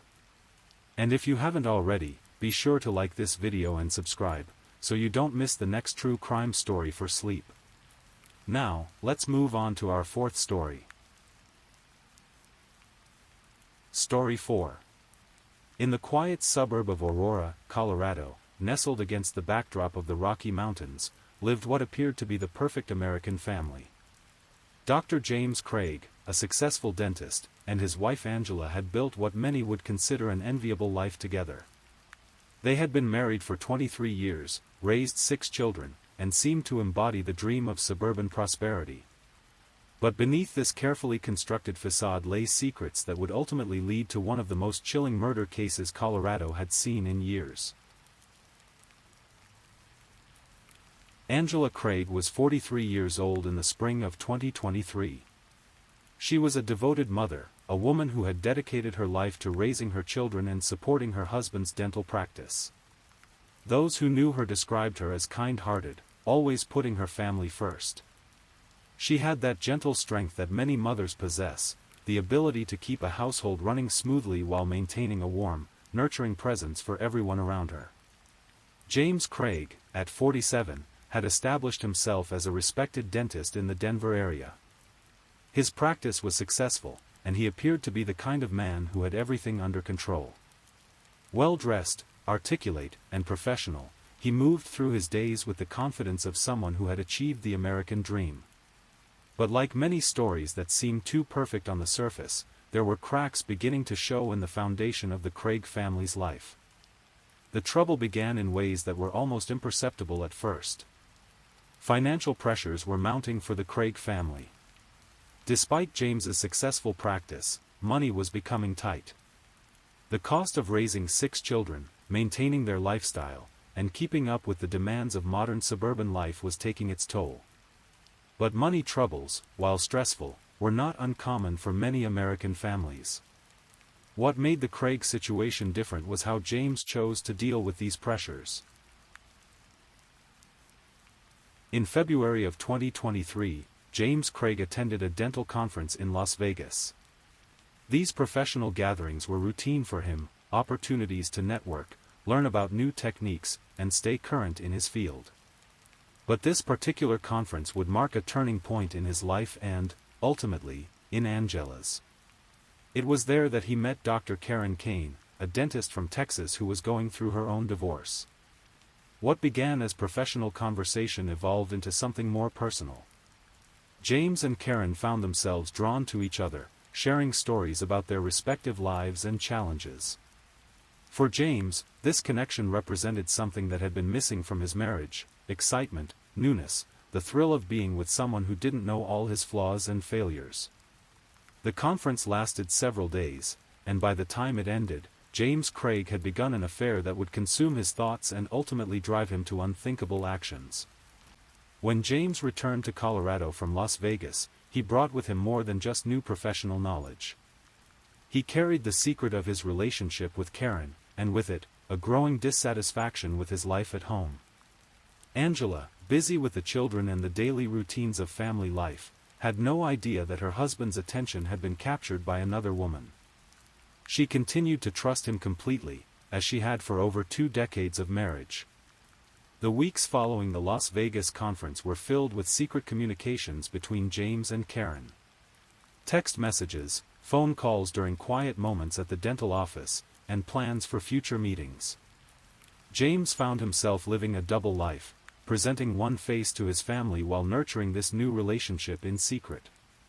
The psychological strain of maintaining this deception began to weigh on him, but rather than ending the affair or being honest with Angela, he began to see his wife as an obstacle to his happiness. By early March 2023, James Craig's behavior began to change in subtle ways. He became more distant with Angela, more irritable with the children. He would disappear for longer periods, claiming work obligations or other professional commitments. Angela, ever trusting and focused on her family responsibilities, didn't immediately recognize these changes as warning signs. She attributed them to work stress, financial pressure, or the normal ups and downs of a long marriage. But James was planning something far more sinister than Angela could have imagined. As his affair with Karen intensified, he began to see his marriage not as something to repair or work through, but as something to escape from entirely. The thought of divorce crossed his mind, but with 6 children and significant financial obligations, a divorce would have been expensive and complicated. It would have disrupted his carefully maintained professional image and potentially damaged his practice. Instead, James Craig began to contemplate a different solution entirely. On March 5, 2023, Angela Craig experienced what would later be recognized as the first deliberate attack on her life. It was a Sunday, and the couple had planned to work out together that morning. This was part of their routine, maintaining their health and spending time together away from the demands of work and children. James offered to make Angela a protein shake before their workout, explaining that she had seemed tired lately and could use the extra energy boost. Angela gratefully accepted the gesture. It was the kind of thoughtful act that had characterized their marriage in better times, small kindnesses that showed care and attention.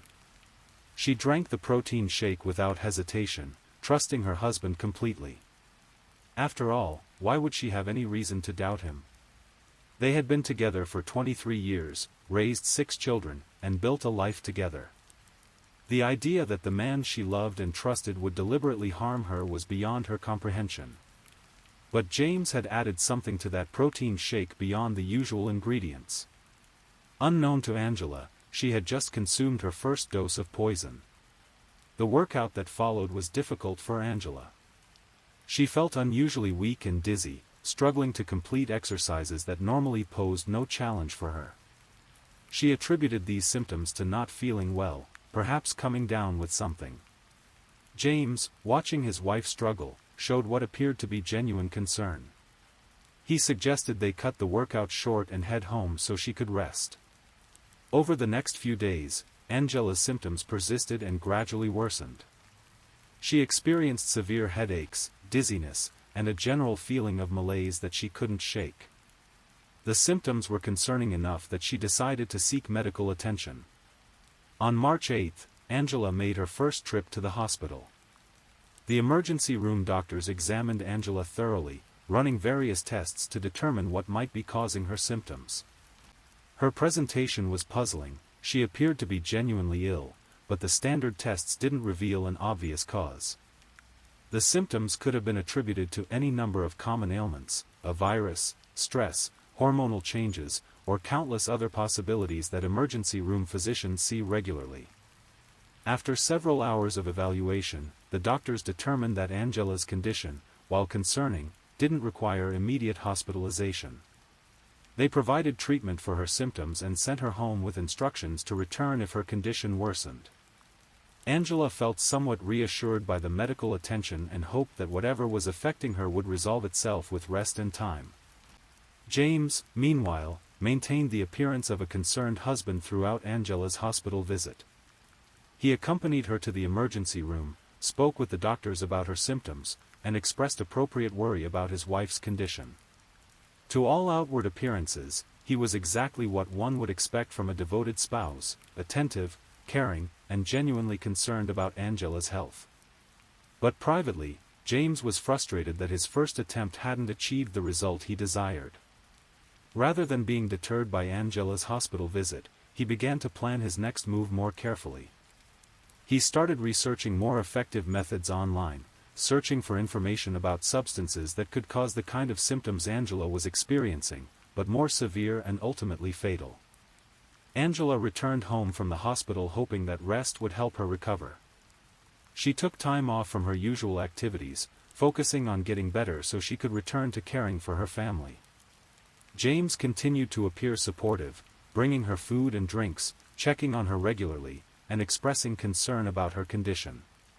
What Angela didn't know was that some of these gestures of care were actually opportunities for James to continue poisoning her. The substances James Craig chose for his deadly plan were not random selections. As a dentist, he had knowledge of various chemicals and their effects on the human body.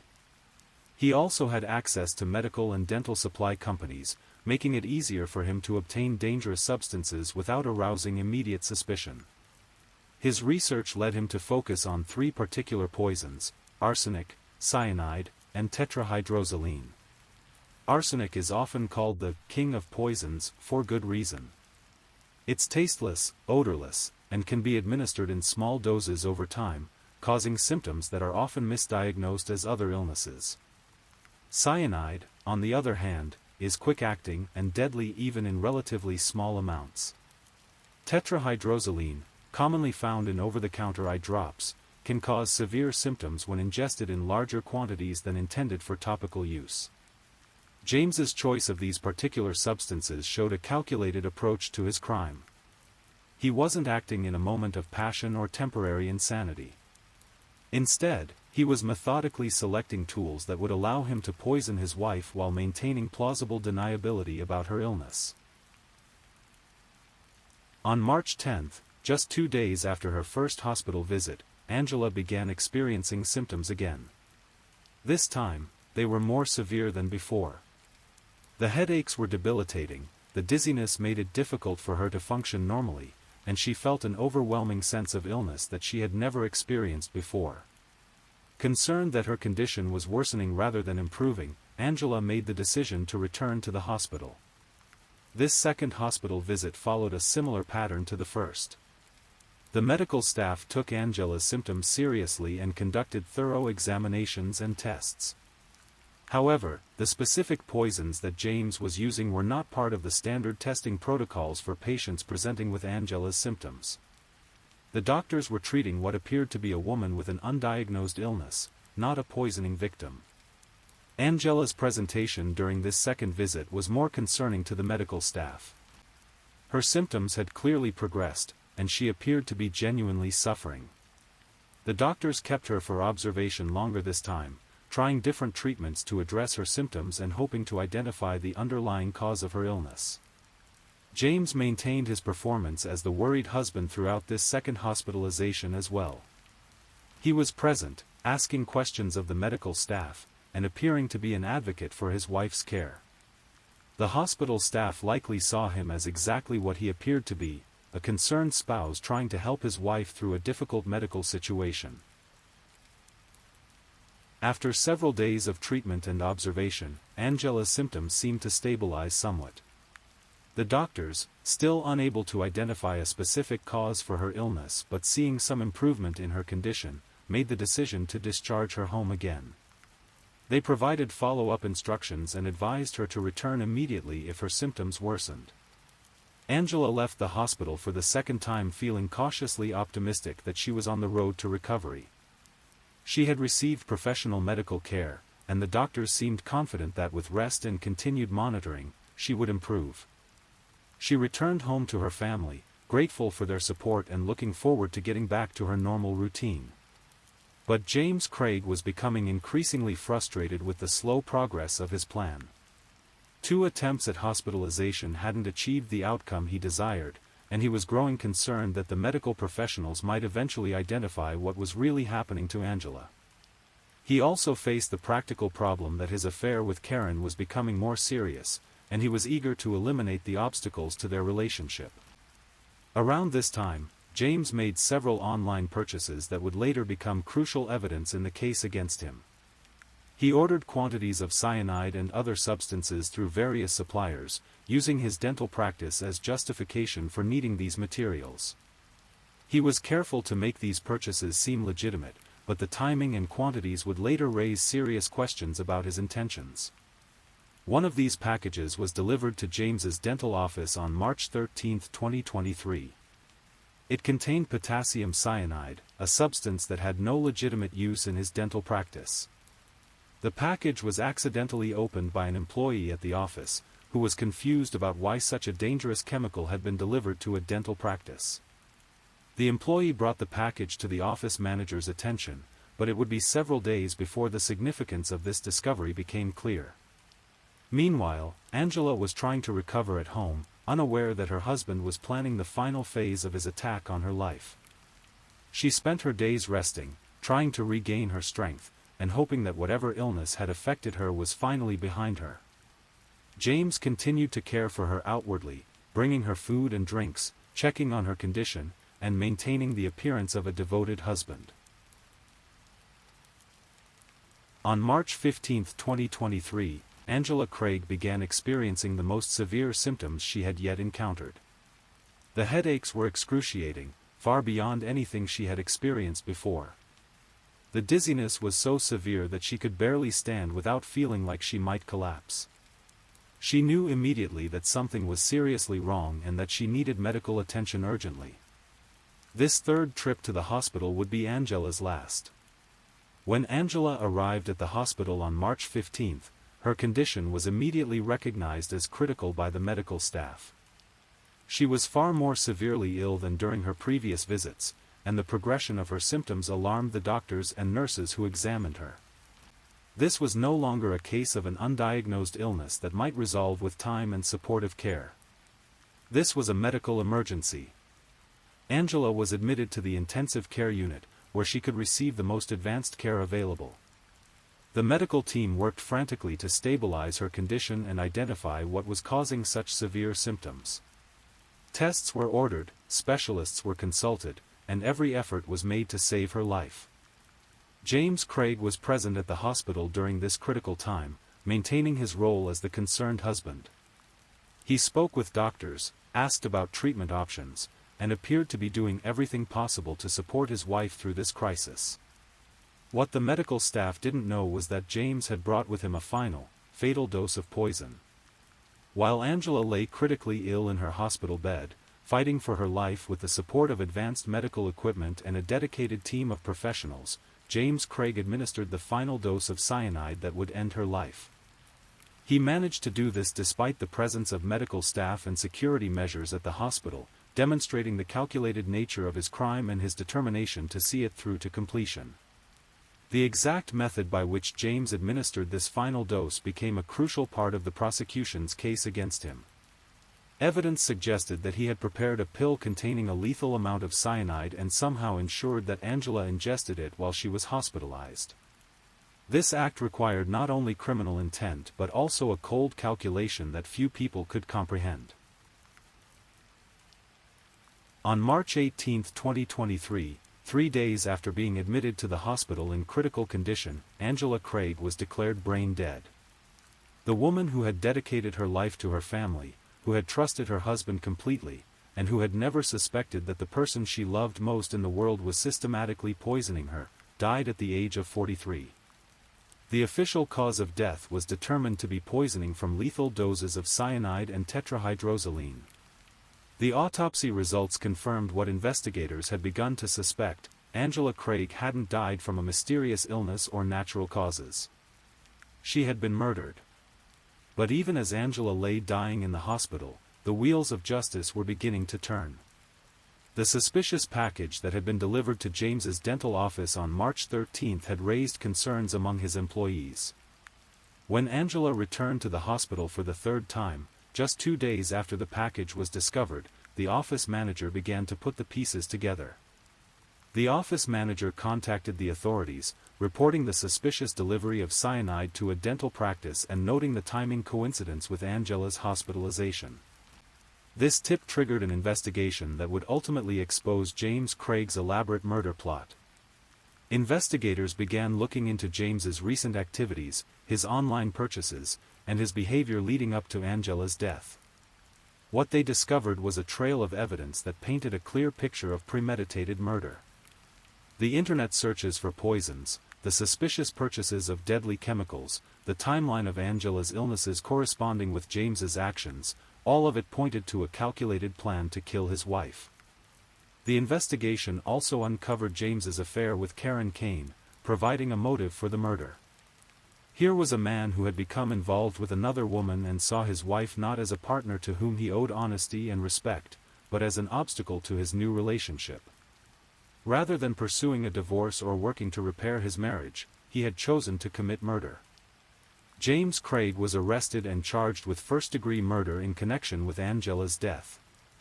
The evidence against him was substantial and damning. The prosecution would argue that this was not a crime of passion or a moment of temporary insanity, but a carefully planned and executed murder that demonstrated a complete disregard for human life and the sanctity of marriage. The case against James Craig extended beyond just the murder charge.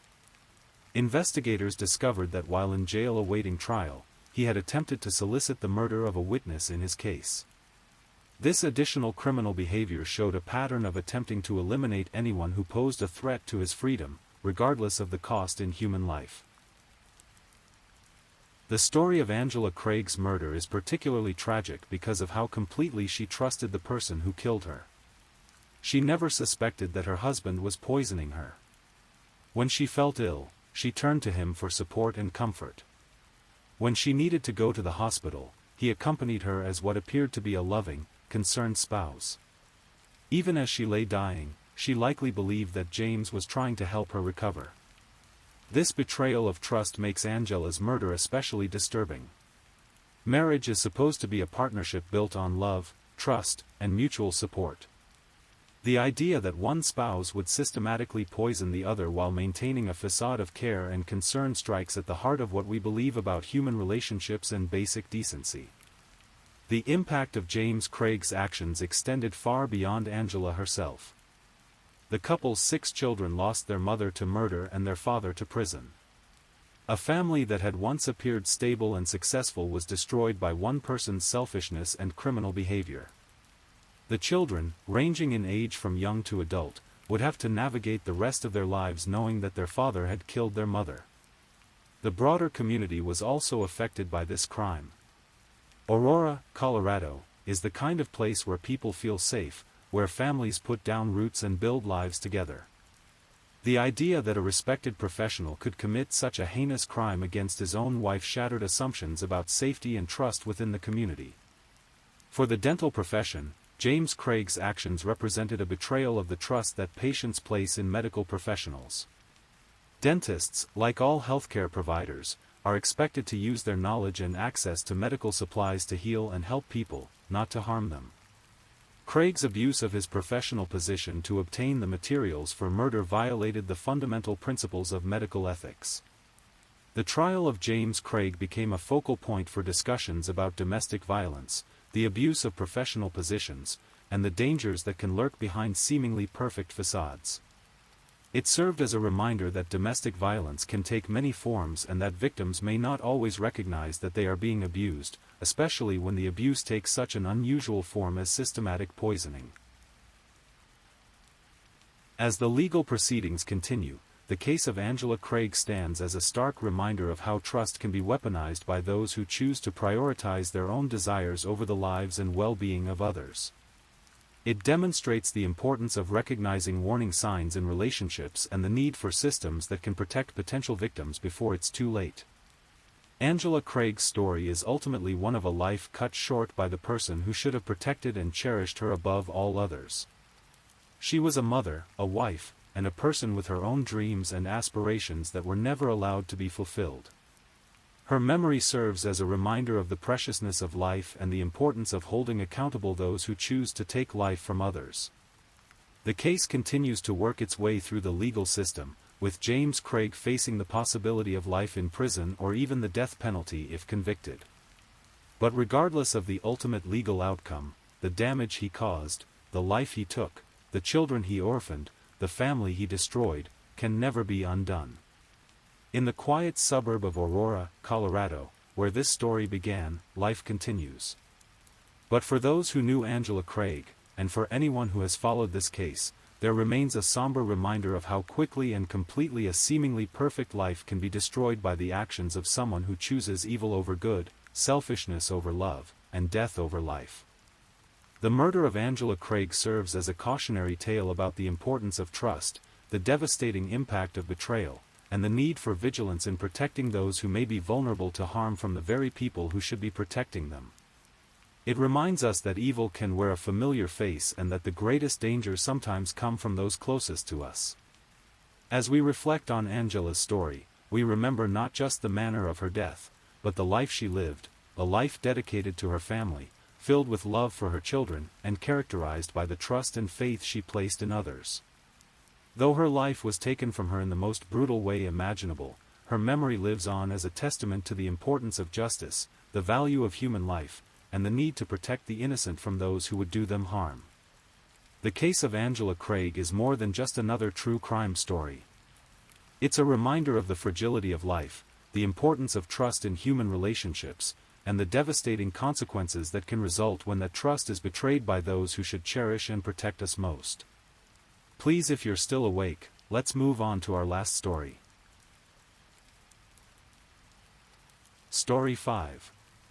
The desert air of Mesa, Arizona carries secrets, and in the summer of 2008, it would carry one of the most haunting stories of love turned deadly that America had ever witnessed.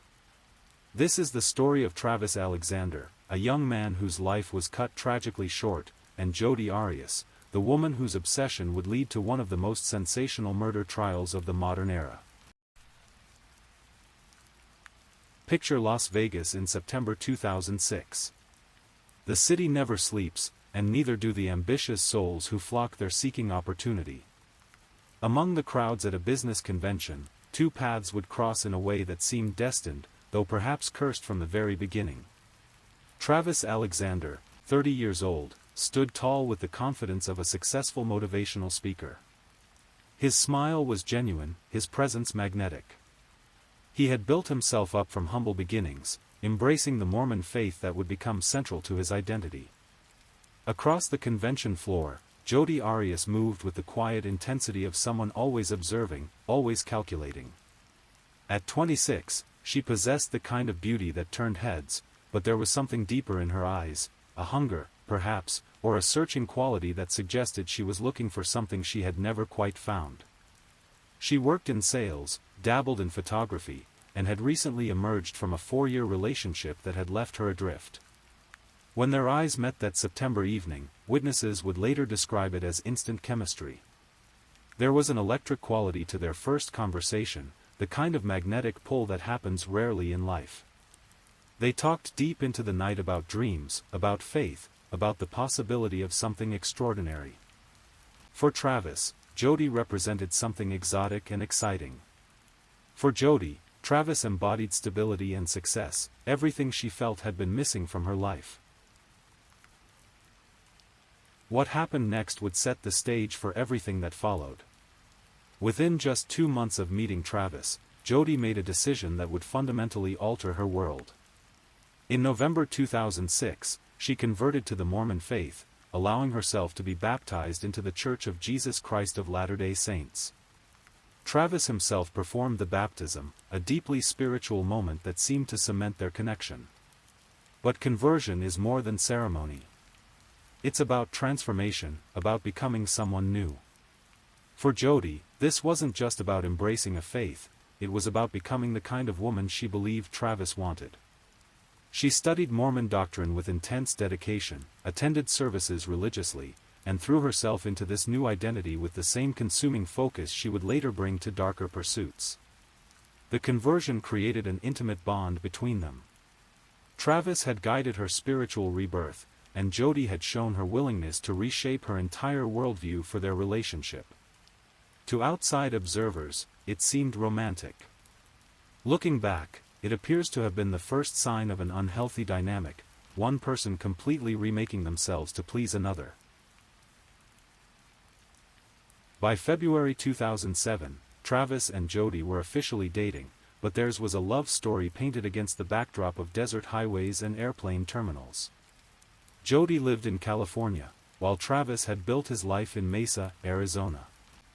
The distance should have been manageable, after all, love finds a way, but for Jodi, the separation became a source of constant anxiety. She began making frequent trips to Arizona, sometimes driving through the night across empty desert roads just to spend a weekend with Travis. Her friends noticed the change in her priorities. Everything became about the next visit, the next phone call, the next opportunity to be near him. When she wasn't physically with Travis, she seemed only half present, as if part of her had been left behind in the Arizona desert. The relationship had all the intensity of young love, but it also carried warning signs that neither of them fully recognized at the time. Jodi's devotion was complete, overwhelming in its intensity. She wanted to know everything about Travis's day, his thoughts, his plans. She began showing up unexpectedly, turning surprise visits into a pattern that made Travis's friends uncomfortable. For his part, Travis was caught between genuine affection for Jodi and a growing unease about her possessiveness. He valued his independence, his friendships, his role in his Mormon community. But Jodi's need for his attention seemed to expand to fill every available space in his life. Unable to bear the distance any longer, Jodi made a dramatic decision. She packed up her life in California and moved to Mesa to be closer to Travis. It was a grand romantic gesture, the kind of sacrifice that movies are made of. She found work waiting tables and even took on the job of cleaning Travis's house for extra money. On the surface, it looked like love conquering all obstacles. But proximity didn't solve their problems, it intensified them. Living in the same city meant Jodi could monitor Travis's activities more closely. She knew his schedule, his haunts, his friends. What should have brought them closer together instead created a new kind of tension. Travis began to feel suffocated, while Jody became more anxious about losing him. Their friends started noticing troubling patterns. Jody would appear at events where she hadn't been invited. She would call Travis repeatedly if he didn't answer immediately. She seemed to have an uncanny ability to know where he had been and with whom. The Mormon community, which valued modesty and propriety, began to whisper about the intensity of their relationship. By June 29, 2007, the pressure had become too much. Travis and Jody officially broke up, ending their romantic relationship after a year and a half together. For most couples, this would have meant a clean break, perhaps some awkwardness, eventually moving on. But Travis and Jody weren't most couples. Instead of ending things cleanly, they entered into a gray area that would prove more dangerous than their official relationship had ever been. They continued to see each other, to be intimate, to share moments that felt like being together without any of the commitment that Jody craved. For Travis, this arrangement allowed him to maintain his freedom while still enjoying Jody's company. For Jody, it was torture disguised as hope. This post-breakup period revealed the true depth of Jody's attachment. She clung to every encounter as evidence that they would eventually reconcile. Every text message was analyzed for hidden meaning. Every moment of affection was treasured as proof that Travis still loved her. Meanwhile, Travis began dating other women, making it clear that he saw their relationship as finished, even if their physical connection continued. As 2007 turned to 2008, Travis's friends began to notice disturbing changes in his behavior. He seemed constantly on edge, looking over his shoulder, checking his phone with a mixture of anticipation and dread. The reason soon became clear: Jody had become his shadow. She would follow him to social events, appearing uninvited and unwelcome. She somehow always knew where he had been, who he had been with, what he had done. Friends reported seeing her car parked outside his house at odd hours. His tires were slashed, twice, in incidents that Travis quietly attributed to Jody, though he never filed a police report. The stalking wasn't just physical. Jody had gained access to Travis's email and social media accounts, monitoring his communications with an obsessiveness that was both methodical and deeply disturbing. She knew about every woman he talked to, every plan he made, every thought he shared online. Travis found himself editing his own life, avoiding certain activities or relationships because he knew Jody was watching. His friends urged him to cut all contact with her, to file restraining orders, to take legal action. But Travis seemed caught between his Mormon beliefs about forgiveness and redemption, his remaining feelings for Jody, and perhaps a failure to fully grasp how dangerous the situation had become. He would later confide to friends that he was afraid of Jody, but he struggled to take the decisive action that might have saved his life. In April 2008, Jody made what appeared to be a healthy decision. She moved back to California, leaving Arizona and, presumably, Travis behind. She went to live with her grandparents in Yreka, a small town in Northern California that couldn't have been more different from the bustling Phoenix suburbs where she had spent the last year. For Travis's friends, this felt like deliverance. The constant tension that had surrounded him for months seemed to lift. He appeared more relaxed, more like his old self. He began making plans for the future, including a trip to Cancun, Mexico, scheduled for June 10, 2008. It was supposed to be a reward for his success in business, a chance to celebrate with friends and perhaps meet someone new. But distance didn't diminish Jody's obsession, it may have intensified it. Phone records would later show that she and Travis continued to communicate regularly, sometimes for hours at a time. These conversations ranged from mundane daily updates to intimate exchanges that suggested their physical relationship continued even across state lines. More troubling were the signs that Jody's behavior was escalating. She had access to Travis's social media accounts and continued monitoring his activities. She knew about his planned trip to Cancun, knew that he was considering inviting another woman to accompany him. For someone who had already demonstrated dangerous possessiveness, this information was like adding fuel to a fire that had been smoldering for months. On May 28, 2008, exactly 1 week before Travis Alexander would die, something significant happened at Jody's grandparents' house in Wairika, California. A .25 caliber handgun was reported stolen. The gun was never recovered, and the theft report would later become a crucial piece of evidence in understanding what was about to unfold. The timing was not coincidental. Jody had been living with her grandparents since April, and she would have known about the gun's existence and location. For investigators, this theft would later represent clear premeditation, evidence that Jody was planning something violent and had acquired the means to carry it out. But at the time, the stolen gun was just another minor crime in a small California town. No one connected it to the escalating situation in Arizona. No one imagined that this missing weapon would soon play a role in one of the most brutal murders in recent memory. In the days leading up to his death, Travis Alexander seemed to be moving forward with his life. He was excited about his upcoming trip to Cancun, making final preparations for what was supposed to be a celebration of his business success. He had been working hard, building his reputation as a motivational speaker and salesman, and the trip represented the fruits of his labor. But beneath the surface, tensions were building. Travis had been communicating with Jody regularly, and these conversations were becoming increasingly intense. Phone records would later reveal that they had engaged in lengthy, intimate phone calls, including recorded conversations that suggested their physical relationship continued even across the distance.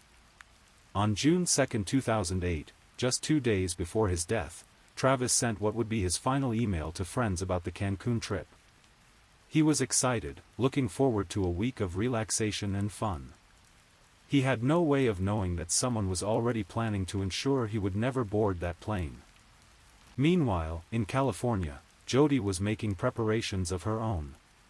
She was getting ready for a trip to Arizona, a trip she would later claim was spontaneous, a simple visit to see friends. But the evidence would suggest otherwise. This was a carefully planned journey with a deadly purpose. June 4, 2008, began like any other day in Mesa, Arizona. The sun rose over the desert, promising another scorching summer day. Travis Alexander woke up in his house on East Queensboro Avenue, unaware that this would be the last sunrise he would ever see. Sometime that day, Jody Arias arrived at Travis's house. Later, she would claim this visit was spontaneous, that she had decided on a whim to drive from California to Arizona to see him. But evidence would suggest this visit was anything but impulsive. She had planned this trip, prepared for it, armed herself for it. What happened in Travis's house that day would be reconstructed through digital evidence, crime scene analysis, and Jody's own conflicting accounts. But the basic facts are undisputed. Somewhere in the afternoon or early evening, their encounter turned violent. The attack was brutal beyond imagination. Travis sustained 27 stab wounds, concentrated on his back and torso. His throat was slashed from ear to ear in a wound so deep it nearly decapitated him. Finally, he was shot in the forehead with a .25 caliber bullet. The medical examiner would later testify that any one of these injuries could have been fatal, but Jody had inflicted all of them. The crime scene told a story of desperate struggle and unspeakable violence. Blood spattered the bathroom walls, pooled on the floor, and created a trail that showed Travis had tried to escape his attacker. The shower where he was initially attacked became a chamber of horrors, and the hallway where he made his final desperate crawl became the path to his death. Travis Alexander was supposed to leave for Cancun on June 10, 2008. When he failed to show up for his flight and couldn't be reached by phone, his friends grew concerned. This wasn't like Travis. He was reliable, responsible, always kept his commitments. On June 9, a group of his friends decided to check on him. They had a key to his house and let themselves in, calling his name as they entered. The house felt wrong immediately, too quiet, too still, with an underlying odor that would haunt them forever. They found Travis in his master bathroom, his body decomposing in the Arizona heat. The scene was so horrific that some of his friends couldn't enter the room. One friend immediately called 911, while others tried to process what they were seeing, the violent end of someone they had loved and cared about. The discovery of Travis's body launched a massive investigation. Crime scene technicians worked for hours documenting the evidence, photographing every blood drop, every wound, every sign of the struggle that had taken place. The brutality of the attack was immediately apparent, as was the personal nature of the violence. This wasn't a robbery gone wrong or a random attack, this was deeply personal. From the beginning, investigators knew they were dealing with something extraordinary. The level of violence suggested intense personal hatred, while the methodical nature of the attack indicated planning and preparation. This was both a crime of passion and a calculated murder, a combination that pointed to someone who knew the victim intimately. The crime scene revealed crucial evidence. A digital camera had been found in the washing machine, its memory card intact despite someone's attempt to destroy it. When technicians recovered the images, they found photographs that would become central to the case, pictures of Travis and Jody together on the day of the murder, intimate photos taken just hours before his death. More disturbing were the accidental photographs apparently taken during the attack itself. These images, captured as the camera was dropped or thrown during the struggle, showed glimpses of the violence in progress: a foot, a body, blood on the bathroom floor. The timestamps on these photos would help investigators reconstruct exactly when the murder occurred. Phone records revealed the pattern of communication between Travis and Jody in the days and weeks leading up to his death. The conversations were frequent, sometimes lasting hours, and often intimate in nature. For investigators, this pattern suggested ongoing contact between the victim and his eventual killer, contact that Jody would later try to deny. When police first contacted Jody Arias about Travis Alexander's death, she seemed genuinely shocked and saddened by the news. She expressed disbelief that anyone would want to hurt Travis, described him as a wonderful person, and claimed she hadn't seen him in months. But even in that first conversation, there were inconsistencies. Jody's story about her whereabouts on June 4 seemed vague and rehearsed. She claimed to have been in California the entire time, nowhere near Arizona. When asked about their relationship, she downplayed its intensity, describing it as casual and friendly. As the investigation continued, these initial lies began to unravel. Phone records contradicted her claims about limited contact with Travis. Gas station receipts and rental car records suggested she had indeed traveled to Arizona around the time of the murder. Most damning of all were the photographs on Travis's camera, which clearly showed Jody in his house on the day he died. When confronted with this evidence, Jody didn't confess, she evolved her story. She admitted to being in Arizona but claimed she had visited other friends, not Travis. When shown the photographs, she admitted to seeing Travis but claimed she had left his house alive and well. Each piece of evidence forced another modification to her story, but never an admission of guilt. On July 15, 2008, more than a month after Travis Alexander's murder, Jody Arias was arrested at her grandparents' house in Northern California. The arrest came after weeks of investigation that had methodically dismantled every aspect of her alibi. The evidence against her was overwhelming. The photographs placed her at the scene of the crime. Her rental car showed suspicious mileage that matched a round trip from California to Arizona. Gas station receipts created a trail of her journey. Most significantly, the stolen .25 caliber gun from her grandparents' house matched the weapon used to shoot Travis. But even when faced with this mountain of evidence, Jody maintained her innocence. She insisted that she had been nowhere near Travis when he was killed, that someone else must have been responsible for his death. Her calm demeanor during the arrest struck investigators as unusual. Most people facing murder charges show some emotion, whether anger, fear, or despair. Jody seemed almost detached, as if she were observing someone else's arrest. The arrest made national news, partly because of the shocking nature of the crime and partly because of the seemingly unlikely killer. Jodi appeared in her booking photos as an attractive young woman, hardly the image most people had of a brutal murderer. The contrast between her appearance and the violence of the crime would become a recurring theme in media coverage. When Jodi Arias's trial began in January 2013, it immediately captured national attention in a way that few criminal trials ever do. The combination of sex, religion, obsession, and extreme violence created a perfect storm of public fascination. Court TV ratings soared, and social media buzzed with daily updates from the courtroom. The prosecution, led by Juan Martinez, painted a picture of obsession turned deadly. They argued that Jodi had become increasingly desperate as Travis moved on with his life, eventually deciding that if she couldn't have him, no one could. The evidence they presented was methodical and devastating: the photographs, the phone records, the stolen gun, the rental car receipts. But it was the defense strategy that truly made the trial unprecedented. Rather than simply claiming innocence, Jodi's lawyers argued that she had killed Travis in self-defense.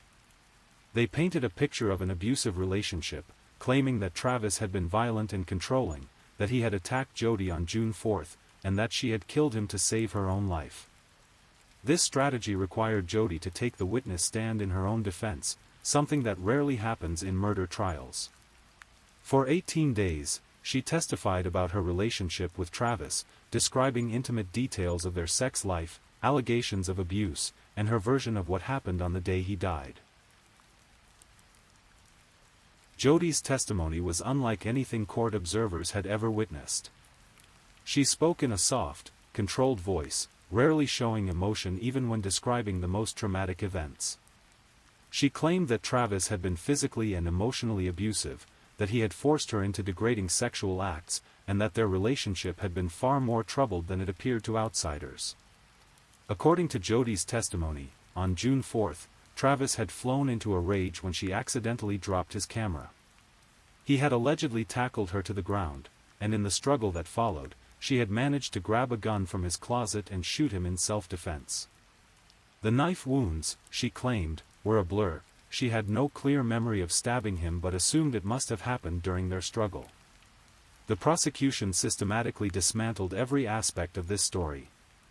They pointed out that there was no evidence of any gun in Travis's house other than the one that had been stolen from Jodi's grandparents. They noted that the knife wounds were concentrated on Travis's back, hardly consistent with self-defense. Most damaging of all, they played recorded phone conversations between Travis and Jodi that showed no signs of the abuse she described. The phone recordings revealed a different dynamic entirely. Travis sounded relaxed and affectionate, while Jodi seemed to be the one pushing for more intimacy and contact. The conversations included explicit sexual content, but it was clear that both parties were willing participants. There was no indication of fear, coercion, or abuse. As the trial progressed, it became clear that Jodi had told not one but multiple versions of what happened on June 4. Initially, she had denied being in Arizona at all. When evidence proved she was there, she claimed she had been attacked by masked intruders who had killed Travis while she escaped. Finally, she settled on the self-defense story. Each version contradicted the others, and none of them adequately explained the evidence. The prosecution methodically walked through each lie, each contradiction, each impossible claim. They showed that Jodi had planned the murder, acquired a weapon, created an alibi, and then tried to cover up her crime. The defense struggled to explain away the most damaging evidence. How had the camera ended up in the washing machine if Jodi had fled in fear for her life? Why had she traveled to Arizona with gas cans to avoid leaving a credit card trail? Why had she dyed her hair and rented a car in a different city if the visit was innocent? Perhaps most damaging of all was Jodi's demeanor on the witness stand. While describing the alleged abuse and the moment she killed Travis, she showed little emotion. Her answers seemed rehearsed, her tears appeared forced, and her story changed in small but significant ways from day to day. On May 8, 2013, after deliberating for more than 15 hours over 4 days, the jury reached their verdict. Jodi Arias was found guilty of first-degree murder in the death of Travis Alexander. The verdict meant the jury had found that she had planned and deliberately killed him, rejecting entirely her claims of self-defense. The courtroom erupted in emotion as the verdict was read. Travis's family wept with relief, while Jody showed little reaction. She had maintained throughout the trial that she was innocent, and even in the face of the guilty verdict, she seemed more concerned about the possibility of receiving the death penalty than about the conviction itself. The guilty verdict was only the beginning of the next phase of the trial. Under Arizona law, the same jury that had convicted Jody would now have to decide whether she should receive life in prison or the death penalty. This penalty phase would prove to be almost as dramatic as the trial itself. The penalty phase of Jody's trial revealed new aspects of her personality and background. The prosecution presented evidence of her behavior after the murder, including jailhouse recordings where she seemed more concerned about her appearance on television than about Travis's death. They argued that she had shown no remorse, that she continued to lie even after her conviction, and that she deserved the ultimate punishment. The defense tried to humanize Jody, presenting testimony about her childhood, her artistic abilities, and her potential contributions to prison life if she were spared execution. They brought in family members and friends to testify about the Jody they knew, not the obsessed killer but the daughter, sister, and friend who had lost her way. But perhaps the most shocking moment came when Jody herself asked to address the jury. In an unprecedented move, she gave a presentation asking them to spare her life. She showed her artwork, talked about programs she could start in prison, and made what amounted to a sales pitch for why she should be allowed to live. The presentation backfired spectacularly. Jody's matter-of-fact tone, her focus on her own interests, and her apparent lack of genuine remorse for Travis's death struck many observers as further evidence of her narcissism and inability to accept responsibility for her actions. The penalty phase ended in a hung jury. They could not unanimously agree on whether Jody should receive life in prison or the death penalty. Under Arizona law, this meant that a new jury would have to be selected to make this crucial decision. The second penalty phase jury also deadlocked, unable to reach a unanimous decision. This meant that under state law, Jody would automatically receive a life sentence, but the judge still had to decide whether she would be eligible for parole after 25 years or would spend the rest of her life in prison without any possibility of release. On April 13, 2015, nearly 7 years after Travis Alexander's murder, Judge Sherry Stevens sentenced Jody Arias to life in prison without the possibility of parole. The sentence meant that Jody would die in prison, never again experiencing freedom, never again having the opportunity to hurt anyone the way she had hurt Travis. Travis's family spoke at the sentencing hearing, describing the impact his death had had on their lives. They talked about the brother, son, and friend they had lost, about the future that had been stolen from him, and about the pain of having to relive his death through years of legal proceedings. Today, Jody Arias remains in prison in Arizona, serving her life sentence. She has continued to maintain her innocence, filing appeals and giving occasional interviews to anyone willing to listen to her story. She has never expressed genuine remorse for Travis's death, never acknowledged the pain she caused his family and friends. The case changed many lives beyond those directly involved. Travis's friends and family have had to rebuild their lives around the hole his absence created. Some have become advocates for domestic violence awareness, though they reject any characterization of Travis as an abuser. Others have simply tried to move forward, carrying his memory while leaving the trauma of his death behind. The trial also highlighted important questions about media coverage of criminal cases, about the nature of justice, and about how society views relationships, obsession, and violence. The massive public interest in the case reflected perhaps our collective fascination with the question of how love can turn into something so destructive. As we reach the end of this story, the Arizona desert continues its ancient rhythm, indifferent to human tragedy and loss. But the lessons of Travis Alexander's death echo far beyond the borders of Mesa, Arizona. This was a story about the danger of obsession, about what happens when love becomes possession and possession becomes violence. It was about the warning signs that friends and family noticed but struggled to address effectively. It was about the tragic failure of someone to recognize that no relationship, no matter how passionate, is worth destroying lives. Travis Alexander was 30 years old when he died. He had dreams, plans, people who loved him. He was preparing for a trip to Mexico, building his career, looking toward the future. In the space of a few violent minutes, all of that was taken away, not by a stranger or a random act of violence, but by someone who claimed to love him. Jodi Arias was 28 when she committed murder. She had talents, intelligence, the potential for a different kind of life. But obsession consumed her, jealousy controlled her, and violence became her answer to the pain of losing someone she couldn't bear to live without. The desert keeps its secrets, but this one has been told.